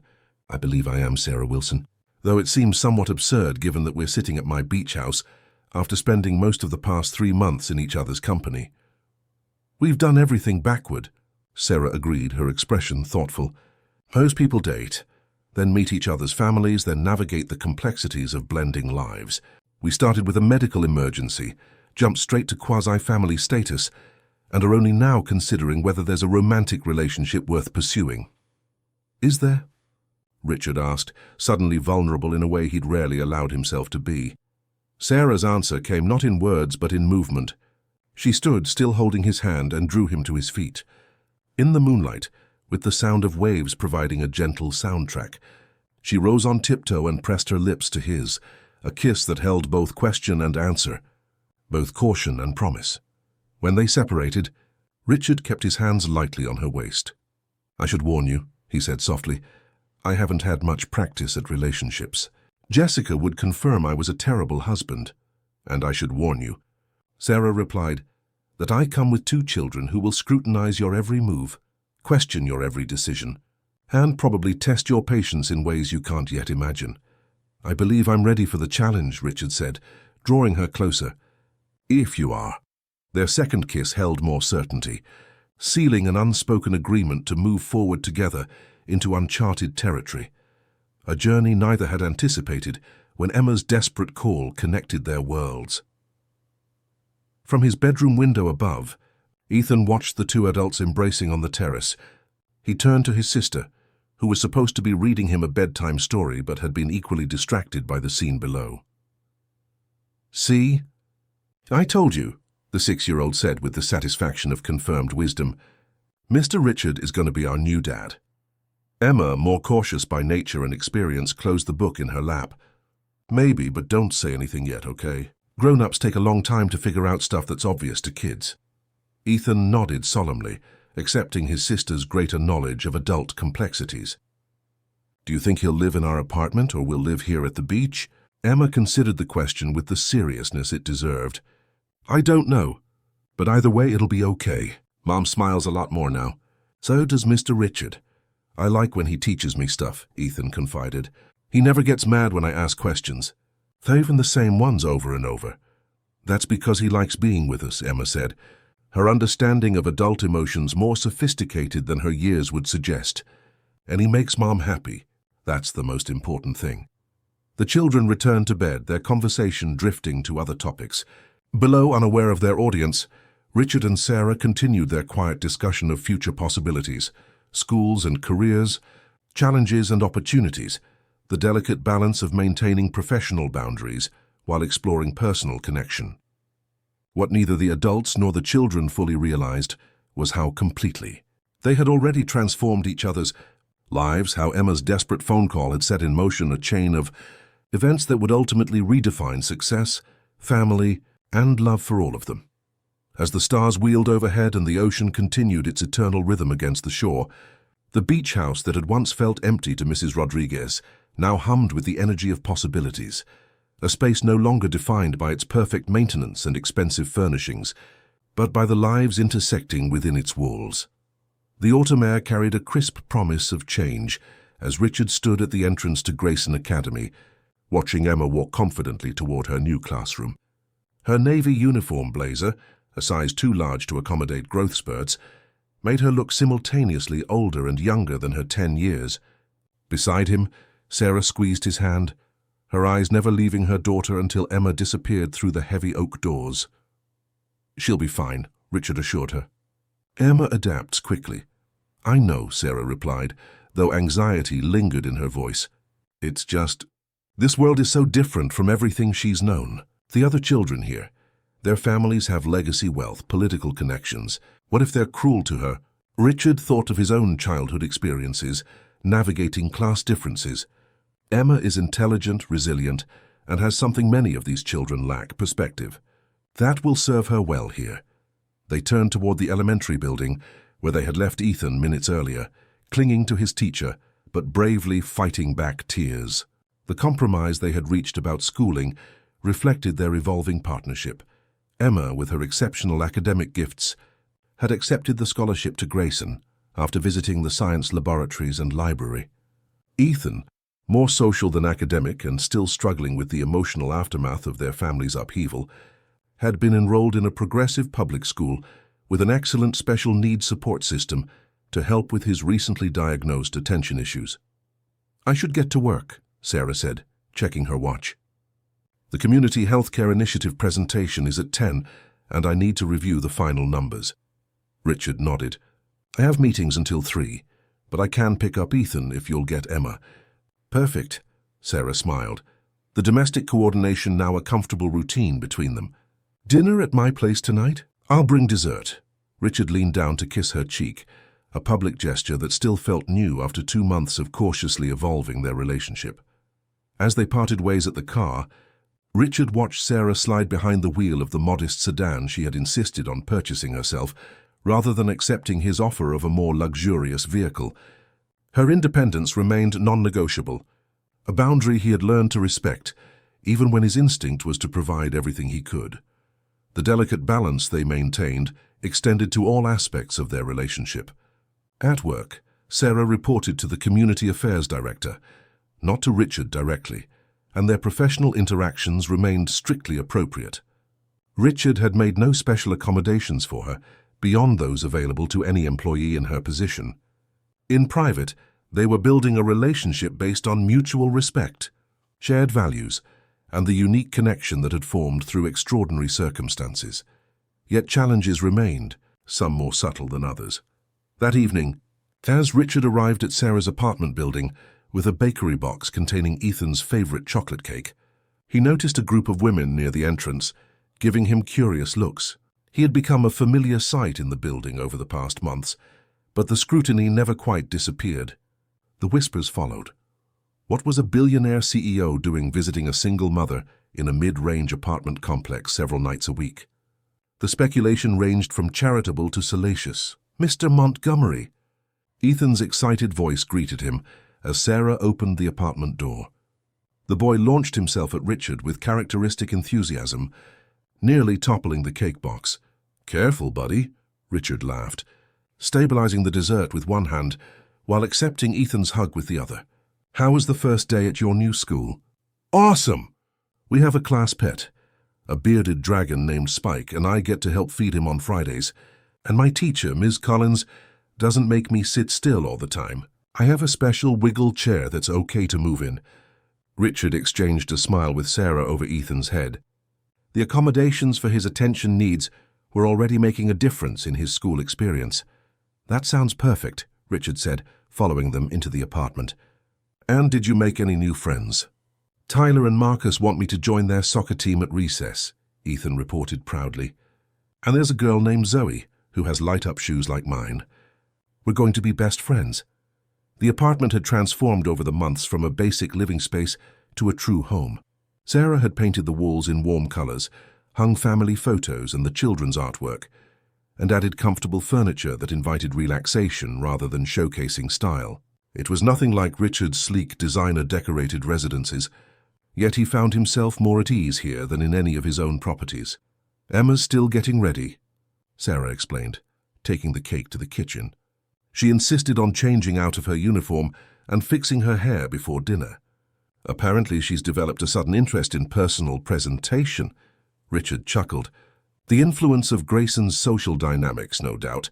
How was her day?" Sarah's expression grew more serious as she lowered her voice. "Mixed. Academically, she's thriving. Her science teacher already wants to move her up a level. But socially, there were some comments about her scholarship status. Nothing overtly cruel, but enough to make her self-conscious." Richard felt a surge of protectiveness. "That's unacceptable." "I can speak with Principal Winters." "No," Sarah interrupted firmly. "That would only make it worse. Emma needs to navigate this herself with our support. The last thing she wants is special treatment because of our connection." Before Richard could respond, Emma emerged from her bedroom wearing a simple blue dress and a headband that tamed her usually wild blonde hair. She had applied what appeared to be lip gloss, though Sarah's raised eyebrow suggested this was not an approved addition. "Hi, Richard," she greeted him with a new formality that tugged at his heart. The easy familiarity of summer seemed to have been replaced by a more guarded demeanor. "Hello." "Emma, I hear your science teacher is impressed with you already."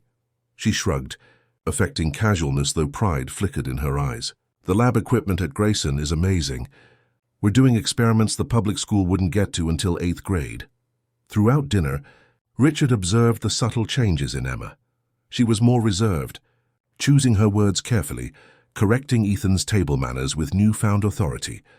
The transformation wasn't entirely surprising. Children were adaptable, and Emma had always been observant, but it carried an undercurrent of tension that concerned him. After dinner, while Sarah helped Ethan with his bath, Richard found Emma sitting alone on the small balcony, looking at the limited view of the Manhattan skyline visible between neighboring buildings. "May I join you?" he asked, respecting her space. She nodded, making room on the bench. For a few minutes they sat in companionable silence, watching the city lights flicker on as dusk deepened. "Charlotte Prescott's father is on your board of directors," Emma finally said, her eyes still on the distant skyscrapers. "She told everyone at lunch today." "Ah, so that was it." "Yes, Walter Prescott joined our board last year," Richard confirmed. "He runs Prescott Financial. She said her family has known yours for generations, that you go to the same country club and sail on each other's yachts." Emma's voice held a question she was too proud to ask directly. Richard turned to face her fully. "Charlotte's grandfather and my father might have known each other, but not in the way she implies. Her grandfather owned the factory where my father worked as a foreman." Emma's eyes widened. "Your dad worked in a factory?" "For 40 years, Richard confirmed. "I grew up in a small house in Pittsburgh, about the size of this apartment. My mother cleaned houses for wealthy families to help make ends meet. We never belonged to country clubs or owned yachts." Emma processed this information, clearly recalibrating her understanding of Richard's background. "But you're rich now. One of the richest men in New York, according to the Grayson kids." "I've been fortunate in business," Richard acknowledged. "But money doesn't define who I am, Emma, any more than your mother's former job as a maintenance worker defined her. We are all more than our economic circumstances." Emma considered this, then asked with characteristic directness, "Are you going to marry my mum?" The question, unexpected in the middle of their socio-economic discussion, momentarily stunned Richard. "That's something your mother and I are still figuring out," he replied carefully. "We care deeply for each other, but adult relationships take time to develop properly. The kids at school think you're her sugar daddy," Emma said, the crude phrase sounding particularly jarring in her young voice. "I had to look it up on my phone. It's disgusting." Richard felt a flash of anger, quickly suppressed. People often make unkind assumptions when they don't understand a situation. Your mother is an extraordinarily capable woman who has earned everything she has. My presence in your lives isn't about money. I know that, Emma said defensively. But they don't, and it makes everything harder. Richard nodded, understanding the social minefield Emma was navigating. Would it be easier if I stepped back? If I wasn't around as much, especially in public? Emma looked at him sharply. Is that what you want? No, Richard answered honestly. Being with you, Ethan, and your mother brings me more joy than anything else in my life. But I don't want to make things more difficult for you. Emma was quiet for a long moment, her young face serious in the growing darkness. When Dad died, I was only 4. I don't remember him very well anymore. Just little things like how he used to toss me in the air and catch me, or the smell of his aftershave. She wrapped her arms around herself. After he was gone, Mum tried so hard to be everything for us. She was always tired, always worried. I tried to help by taking care of Ethan and never complaining, but I knew it wasn't enough. Richard listened, his chest tight with emotion. But now Mom smiles all the time, Emma continued. She laughs. She doesn't fall asleep at dinner because she's so tired. And Ethan has someone to ask all his million questions to instead of driving Mom crazy. She looked up at Richard, her eyes reflecting the city lights. So no, I don't want you to go away. I just want it to be normal. I want to belong at my new school without everyone whispering about us. Richard gently placed his hand on her shoulder. Belonging takes time, Emma, and normal looks different for every family. What matters is that we care about each other and are trying our best to make this work whatever shape it takes. Emma nodded slowly. Charlotte's parents are getting divorced. Her dad moved to an apartment, and her mom cries all the time. Maybe normal isn't so great after all. Maybe not, Richard agreed. We're creating our own version of family here, aren't we? It might not look conventional, but it feels right to me. Does it feel right to you? Emma's smile was answer enough. She leaned against Richard's side in a rare display of physical affection. If you do marry Mom someday, would that make you my stepdad? Technically, yes. I don't like that word. Step makes it sound temporary, like stairs you just pass over. Richard felt a surge of tenderness for this perceptive child who had already experienced too much loss in her young life. What would you prefer? Emma considered this carefully. Just Richard for now, but maybe someday something else. We'll see. Their conversation was interrupted by Ethan's exuberant arrival, hair still damp from his bath, pajamas misaligned but close enough. Mom says it's time for cake, and I can stay up 30 minutes later because it's a special day. The moment of intimate connection broke, but something important had been established, a bridge of understanding between Richard and Emma that would prove essential in the months ahead. Later that night, after the children were asleep, and Sarah and Richard sat together on the small couch, he recounted parts of his conversation with Emma. She's struggling with the social dynamics at Grayson, he concluded, but she's handling it with remarkable maturity. Sarah sighed, leaning her head against his shoulder. I worried about this. The wealth gap between Emma and her classmates is enormous. Children can be cruel about such things. She's strong, Richard reminded her, and this experience, challenging as it is, will help her develop resilience and perspective that many of her privileged classmates lack. I know you're right, Sarah conceded. But as her mother, I hate seeing her face these situations. She hesitated, then added, She asked about our relationship? She did. Richard's arm tightened around Sarah, quite directly, in fact. And what did you tell her? Richard chose his words carefully. That we care deeply for each other and are still figuring things out. Was that appropriate? Sarah nodded against his shoulder. It's the truth. We are still figuring things out. She lifted her head to look at him. Though I must admit I'm becoming clearer about what I want. And what is that? Richard asked, his voice softening. This. Sarah gestured to encompass the apartment, the sleeping children, their position together on the couch. Us, a family, whatever unconventional shape that takes. I was so afraid of depending on anyone after James died, so determined to handle everything alone. But these past months with you have shown me that interdependence isn't weakness, it's strength. Richard took her hand, turning it over in his. I've spent my entire adult life believing that success was measured by financial achievements and professional recognition. I created an empire but came home to empty houses. You've helped me realize how hollow that kind of success really is. Sarah's eyes searched his face. What happens next, Richard? Where do we go from here? Instead of answering immediately, Richard reached into his pocket and withdrew a small key. I had this made today, he said, placing it in her palm. It's to my apartment in the city. Sarah looked at the key, then back at him questioningly. I'm not proposing we move in together, Richard clarified. The children need stability right now, and we're still establishing our relationship. But I want you to know you have a place in my home, just as I've found one in yours. It's a step toward whatever future we're building." Sarah closed her fingers around the key, her eyes bright with emotion. A significant step. One of many, I hope. Richard cupped her face gently. "I've never been good at personal relationships, Sarah. My marriage to Jessica failed because I couldn't separate myself from my work, couldn't prioritize connection over achievement. I'm learning, but I'll make mistakes." "We both will," Sarah acknowledged. "This isn't a fairy tale with a guaranteed happy ending. It's two imperfect people with complicated histories trying to create something meaningful together while raising two children who've already experienced significant trauma." Put that way, their situation sounded nearly impossible. Yet Richard felt more optimism than he had about any venture in his life. "I like our odds," he said simply. Their kiss was interrupted by a small crash from the kitchen, followed by a whispered, "Oops!" and the patter of small feet hurrying back to bed. They broke apart, laughing softly. "Ethan," Sarah explained unnecessarily. "Probably trying to sneak another piece of cake." "He's persistent," Richard observed with admiration. "Valuable quality in business." "You would see it that way," Sarah smiled, rising from the couch. "I should check on him. And it's getting late. You have that international call at 6 tomorrow morning, don't you?" Richard nodded, reluctantly preparing to leave. Their relationship still maintained certain boundaries. He never stayed overnight while the children were home, a mutual decision to proceed cautiously and respectfully. At the door, he kissed her once more, lingering in the moment.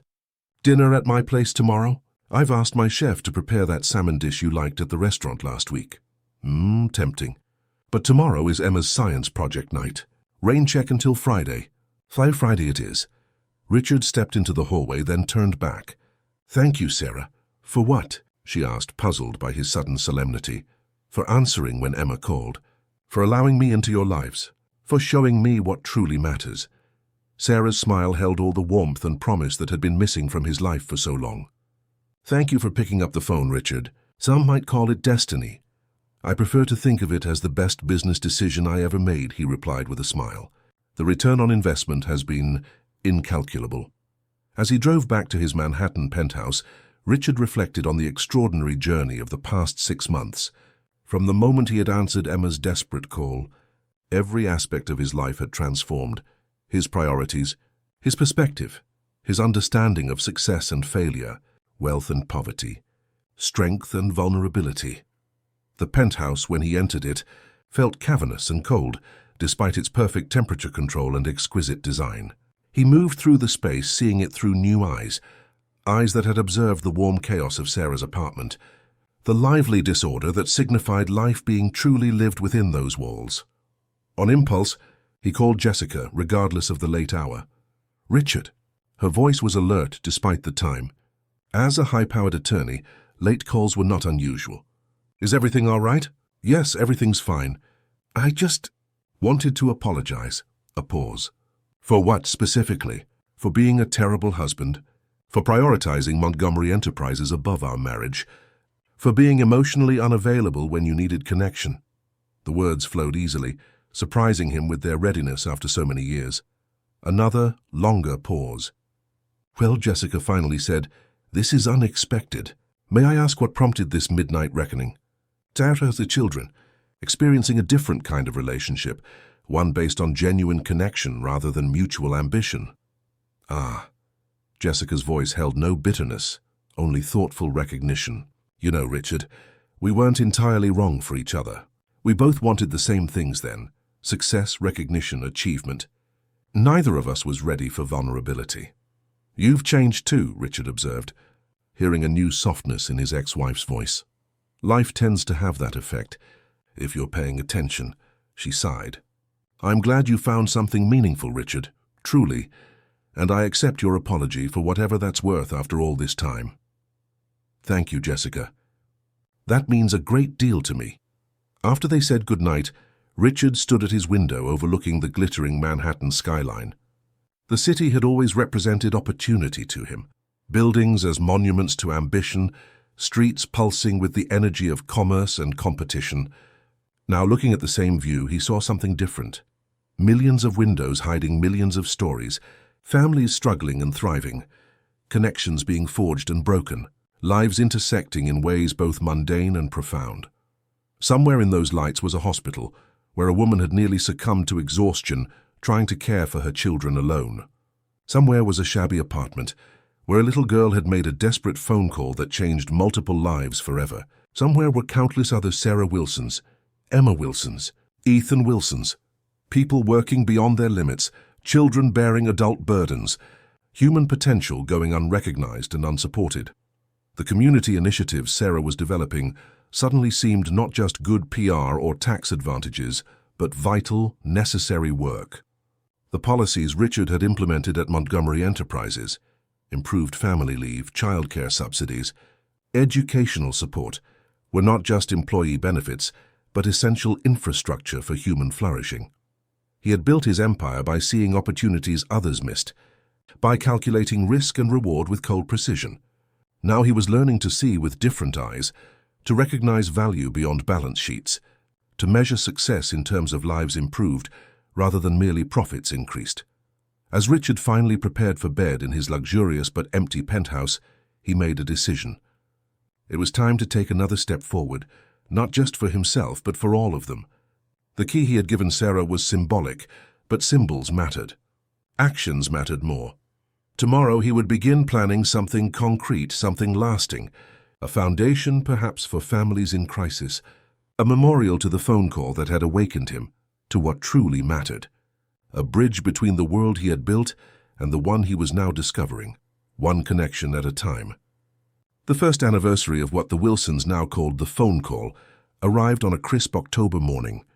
Richard stood in his Manhattan penthouse, adjusting his tie in the mirror, a routine gesture that felt different today. The reflection that gazed back at him bore little resemblance to the man who had answered his phone 1 year ago. The physical changes were subtle, a few more smile lines around his eyes, so slightly more relaxed posture, but the internal transformation had been profound. His phone buzzed with a text from Sarah. Children dressed and ready. Ethan insists on wearing his special tie. See you at the ceremony. Love you. Richard smiled, typing back a quick response before slipping the phone into his pocket. Today marked not just a personal milestone, but the public launch of the Wilson Foundation, a non-profit organization dedicated to supporting single-parent families facing economic hardship. After months of planning, legal structuring and recruitment, the foundation would officially open its doors with a ceremony at its new headquarters in Queens. The elevator descended to the lobby where Bennett, his longtime driver, waited with the car. Good morning, Mr. Montgomery. Big day today. Indeed, Bennett. We'll be picking up Ms. Wilson and the children first. Of course, sir.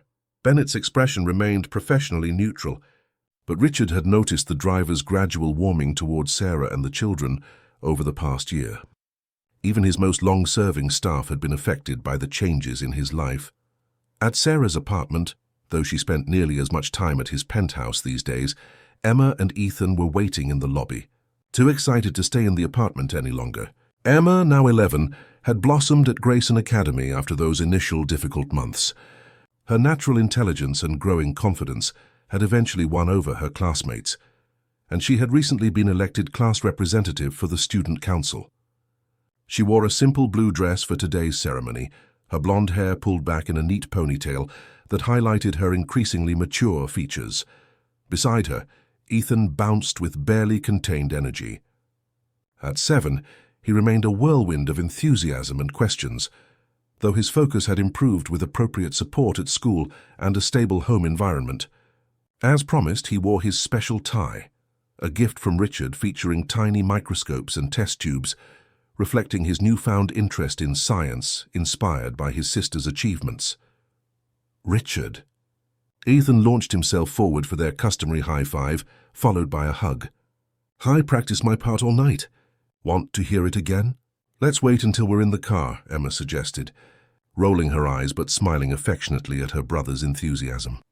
Sarah emerged from the elevator, stunning in a tailored burgundy dress that complemented her confidence and poise. As Montgomery Enterprises' newly appointed Director of Community Affairs, a promotion earned through demonstrable, results and innovative leadership. She had developed a professional wardrobe that balanced elegance with approachability. "Sorry to keep you waiting," she said, kissing Richard quickly. "Last-minute call from the caterer. Everything all right?" Richard asked as they walked to the car, just confirming the final numbers. Apparently the mayor's office added 3 more attendees this morning. Sarah shook her head with a smile. Amazing how politicians appear when there are photo opportunities. The drive to Queens was filled with Ethan's repeated practice of his ceremonial role, cutting the ribbon alongside the mayor, and Emma's more measured excitement about the foundation's first scholarship recipients, selected from her former school. Jasmine's mom cried when she got the letter, Emma told Richard. She works at the hospital where Mom was, but now Jasmine can take those advanced math classes at the community college. Richard nodded, genuinely pleased. The scholarships had been Emma's suggestion, her way of maintaining connection with her former community, while thriving in her new environment. Sarah's hand found Richard's on the seat between them, their fingers intertwining in a gesture that had become natural over months of growing intimacy. There was still a ring missing from her finger, a topic they had discussed with increasing seriousness in recent weeks, but the connection between them had solidified beyond what either had thought possible when they began this journey. The Wilson Foundation headquarters occupied a renovated warehouse in a working-class neighborhood of Queens, strategically located near public transportation and within walking distance of several schools and community centers. The building's industrial exterior had been preserved, but softened with large windows and welcoming entryways. Inside, the space had been transformed into offices, meeting rooms, childcare facilities, and a large multi-purpose room where today's ceremony would take place. As their car approached, Richard could see the crowd already gathering: community members, business associates, media representatives, and political figures. Montgomery Enterprises' involvement had guaranteed attention, but it was the Foundation's mission that had captured genuine interest across the city. "Wow," Emma murmured, looking at the assembled people. "There are so many more than I expected." "Word has spread," Richard explained. "What we're doing here isn't just charity, it's a new model for community investment and support." The Wilson Foundation's approach was indeed innovative, focusing not merely on financial assistance, but on comprehensive support: housing stabilization, career development, childcare, healthcare navigation, and educational opportunities, all designed to break the cycle of crisis that trapped so many single-parent families. Sarah's lived experience had informed every aspect of the Foundation's structure, creating programs that addressed the real challenges she had faced, rather than the perceived needs often targeted by traditional philanthropy.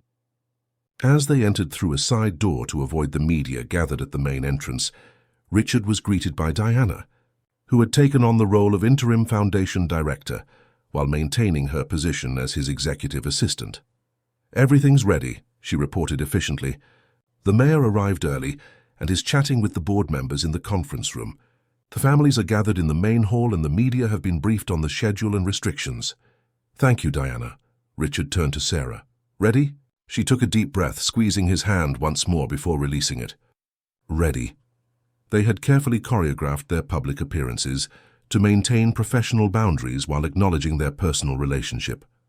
Today, Sarah would lead the ceremony as the Foundation's visionary, with Richard in a supporting role as primary benefactor and board chairman. The narrative they had crafted emphasized Sarah's expertise and leadership, rather than her personal connection to Richard, allowing her to stand on her own professional merits.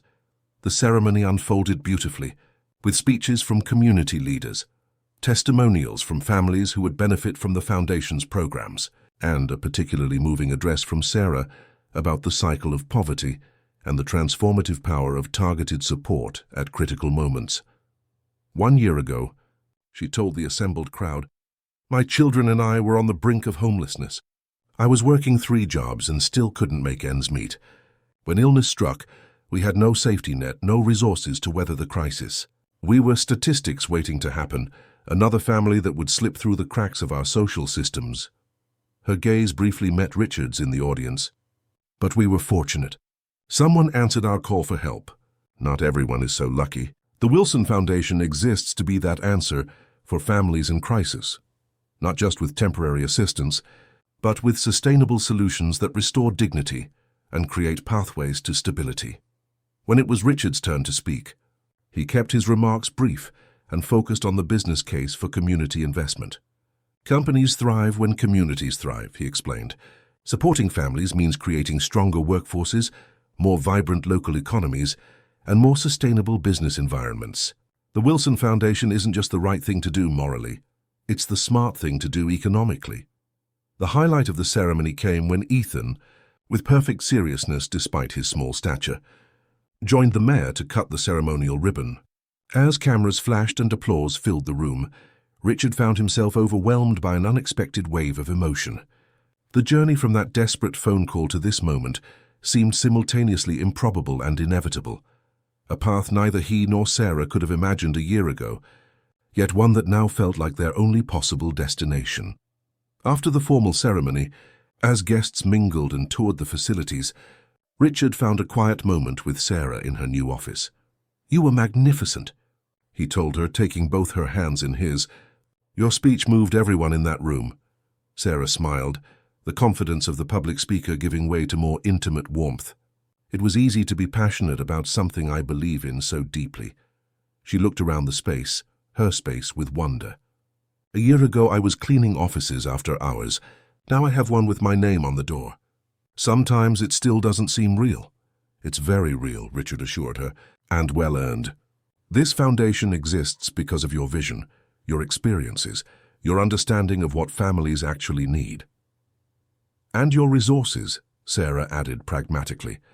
"Let's not forget the $20 million endowment that made it possible." Richard shrugged. "Money without direction is just money. You gave it purpose." Their conversation was interrupted by Emma, who knocked briefly before entering. "Mom, Richard, there's a family here I think you should meet. The mother just lost her job, and they're facing eviction. One of the community outreach workers brought them in." Sarah and Richard exchanged a look of perfect understanding before following Emma to the main hall. There they found a woman in her 30s with 2 small children, a girl about 9 and a boy perhaps 5. The exhaustion and fear in the woman's eyes was painfully familiar to Sarah, a mirror of her own state a year ago. "Mrs. Alvarez, these are my parents," Emma said, the term rolling naturally off her tongue, though it was the first time she had used it publicly. "They can help." Richard felt his heart expand at Emma's casual identification of him as her parent, but maintained professional composure as Sarah stepped forward to greet the family. He watched as she spoke quietly with Mrs. Alvarez, her approach neither condescending nor overly formal, simply one mother understanding another's struggles. After a few minutes, Sarah introduced Richard, who extended his hand to Mrs. Alvarez. "Our housing stabilization program can address your immediate situation," he explained, "while our career counselors work with you on longer-term employment options. If you're comfortable, we can begin the intake process today." The relief on Mrs. Alvarez's face, the first loosening of the tight mask of worry she had worn when they approached, was all the reward Richard needed. This was why the foundation existed, not for recognition or tax benefits, but for moments like this, when a family on the brink found solid ground. As the foundation staff guided Mrs. Alvarez to the intake office, Emma remained with the children, already engaging them in conversation about their interests and schools. Richard watched with pride as she demonstrated the same natural empathy that made Sarah so effective. "She called us her parents," Richard said softly to Sarah. "I noticed that." Sarah's expression was thoughtful. "She's been moving in that direction for a while now. Last week she asked if she could put both our names on her emergency contact form at school." Richard absorbed this information, understanding its significance. "And how do you feel about that?" Sarah turned to face him fully. "I think it's time we had that conversation we've been circling for months, about making this arrangement more permanent." Richard's pulse quickened. "I've been carrying something with me for several weeks now, waiting for the right moment." He reached into his pocket, then hesitated. "But here in your office on the foundation's opening day, is this appropriate?" Sarah laughed softly. Richard Montgomery worried about appropriate timing. The man who built a billion-dollar empire by seizing opportunities precisely when they presented themselves. "This is different," he admitted. This matters more than any business decision I've ever made. Then perhaps we should continue this conversation somewhere more private, Sarah suggested. Tonight, after the children are asleep. Richard nodded, releasing the small box in his pocket. Tonight. The remainder of the day passed in a whirlwind of introductions, media interviews, and foundation business. By late afternoon, the official events had concluded, and the family returned to Richard's penthouse, which had gradually transformed over months from a sterile showcase into a home. Children's artwork adorned the refrigerator. A basket of toys occupied one corner of the living room, and family photos lined the previously bare shelves. After dinner, with the children engaged in a movie marathon to celebrate the successful launch, Richard led Sarah out to the penthouse terrace. The October evening was cool but not uncomfortable, the city lights creating a glittering backdrop for the conversation they both knew was coming. 1 year, Sarah mused, leaning against the railing. It feels like both a lifetime and a moment. The most important year of my life, Richard said simply, standing beside her. You and the children have transformed everything. My priorities, my understanding of success, my capacity for joy. Sarah turned to him, her expression serious. We've been careful, Richard. We've moved slowly to protect the children, to ensure this relationship was built on solid ground rather than crisis or gratitude. We've maintained appropriate boundaries professionally while building something profound personally.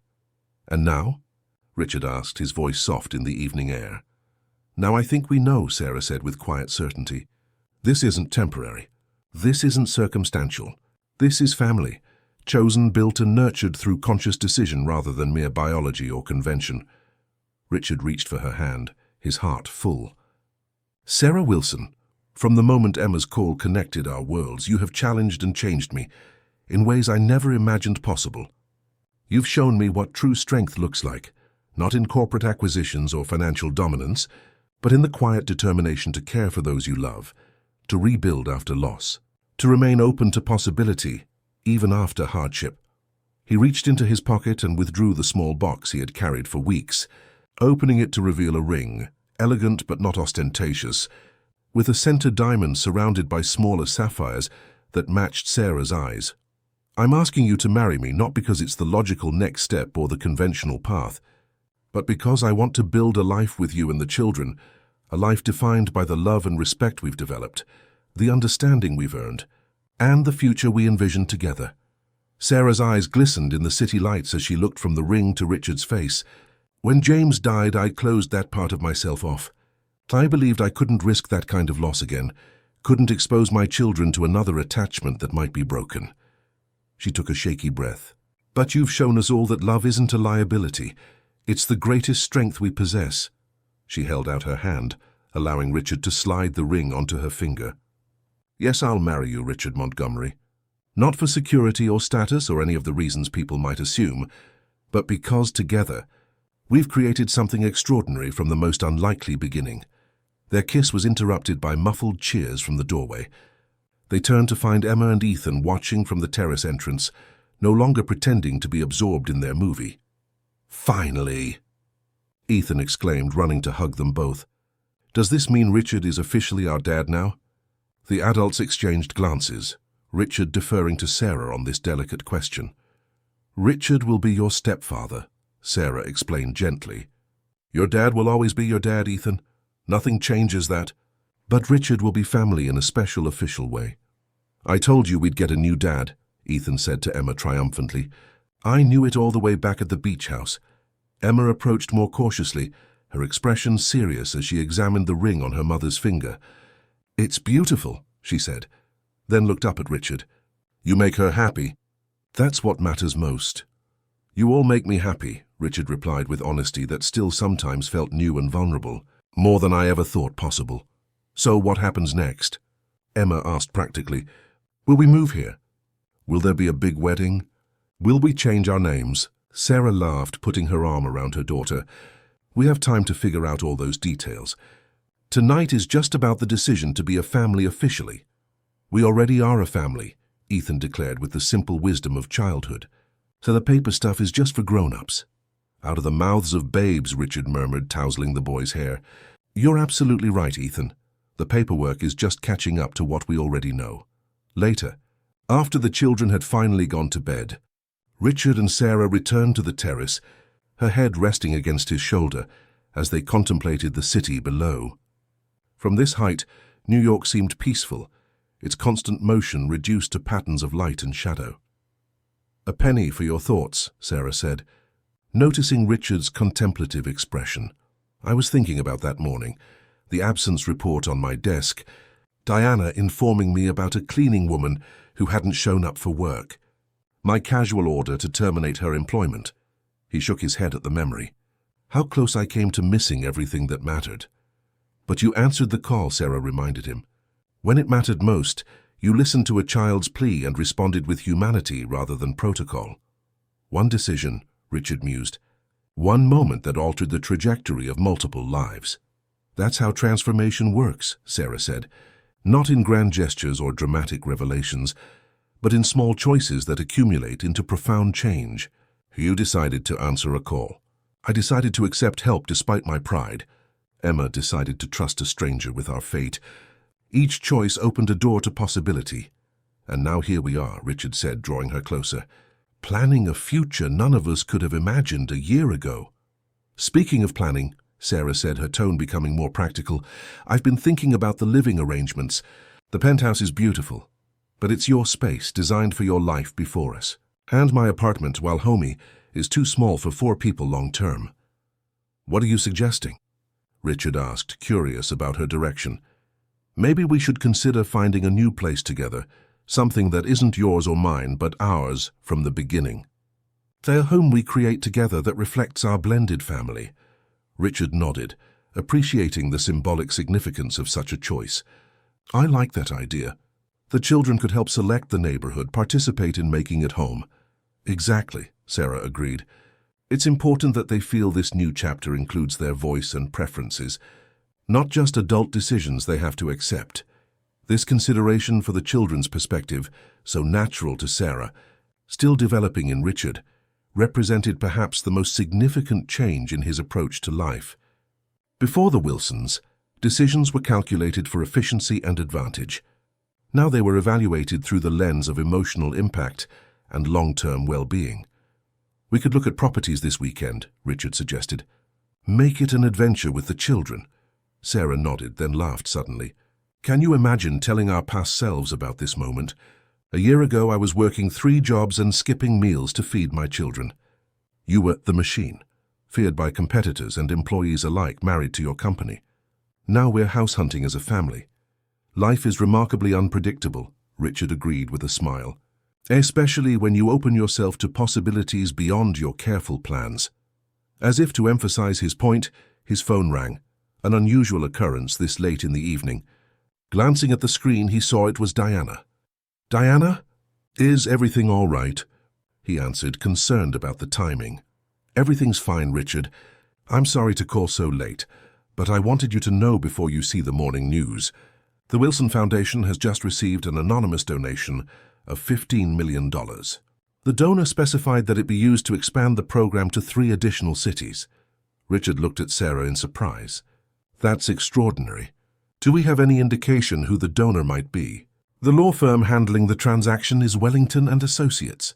Diana's voice held a note of amusement. "Jessica's firm." After thanking Diana and ending the call, Richard shared the news with Sarah. "Jessica?" Sarah repeated, astonished. "Your ex-wife is making an anonymous $15 million donation to our foundation."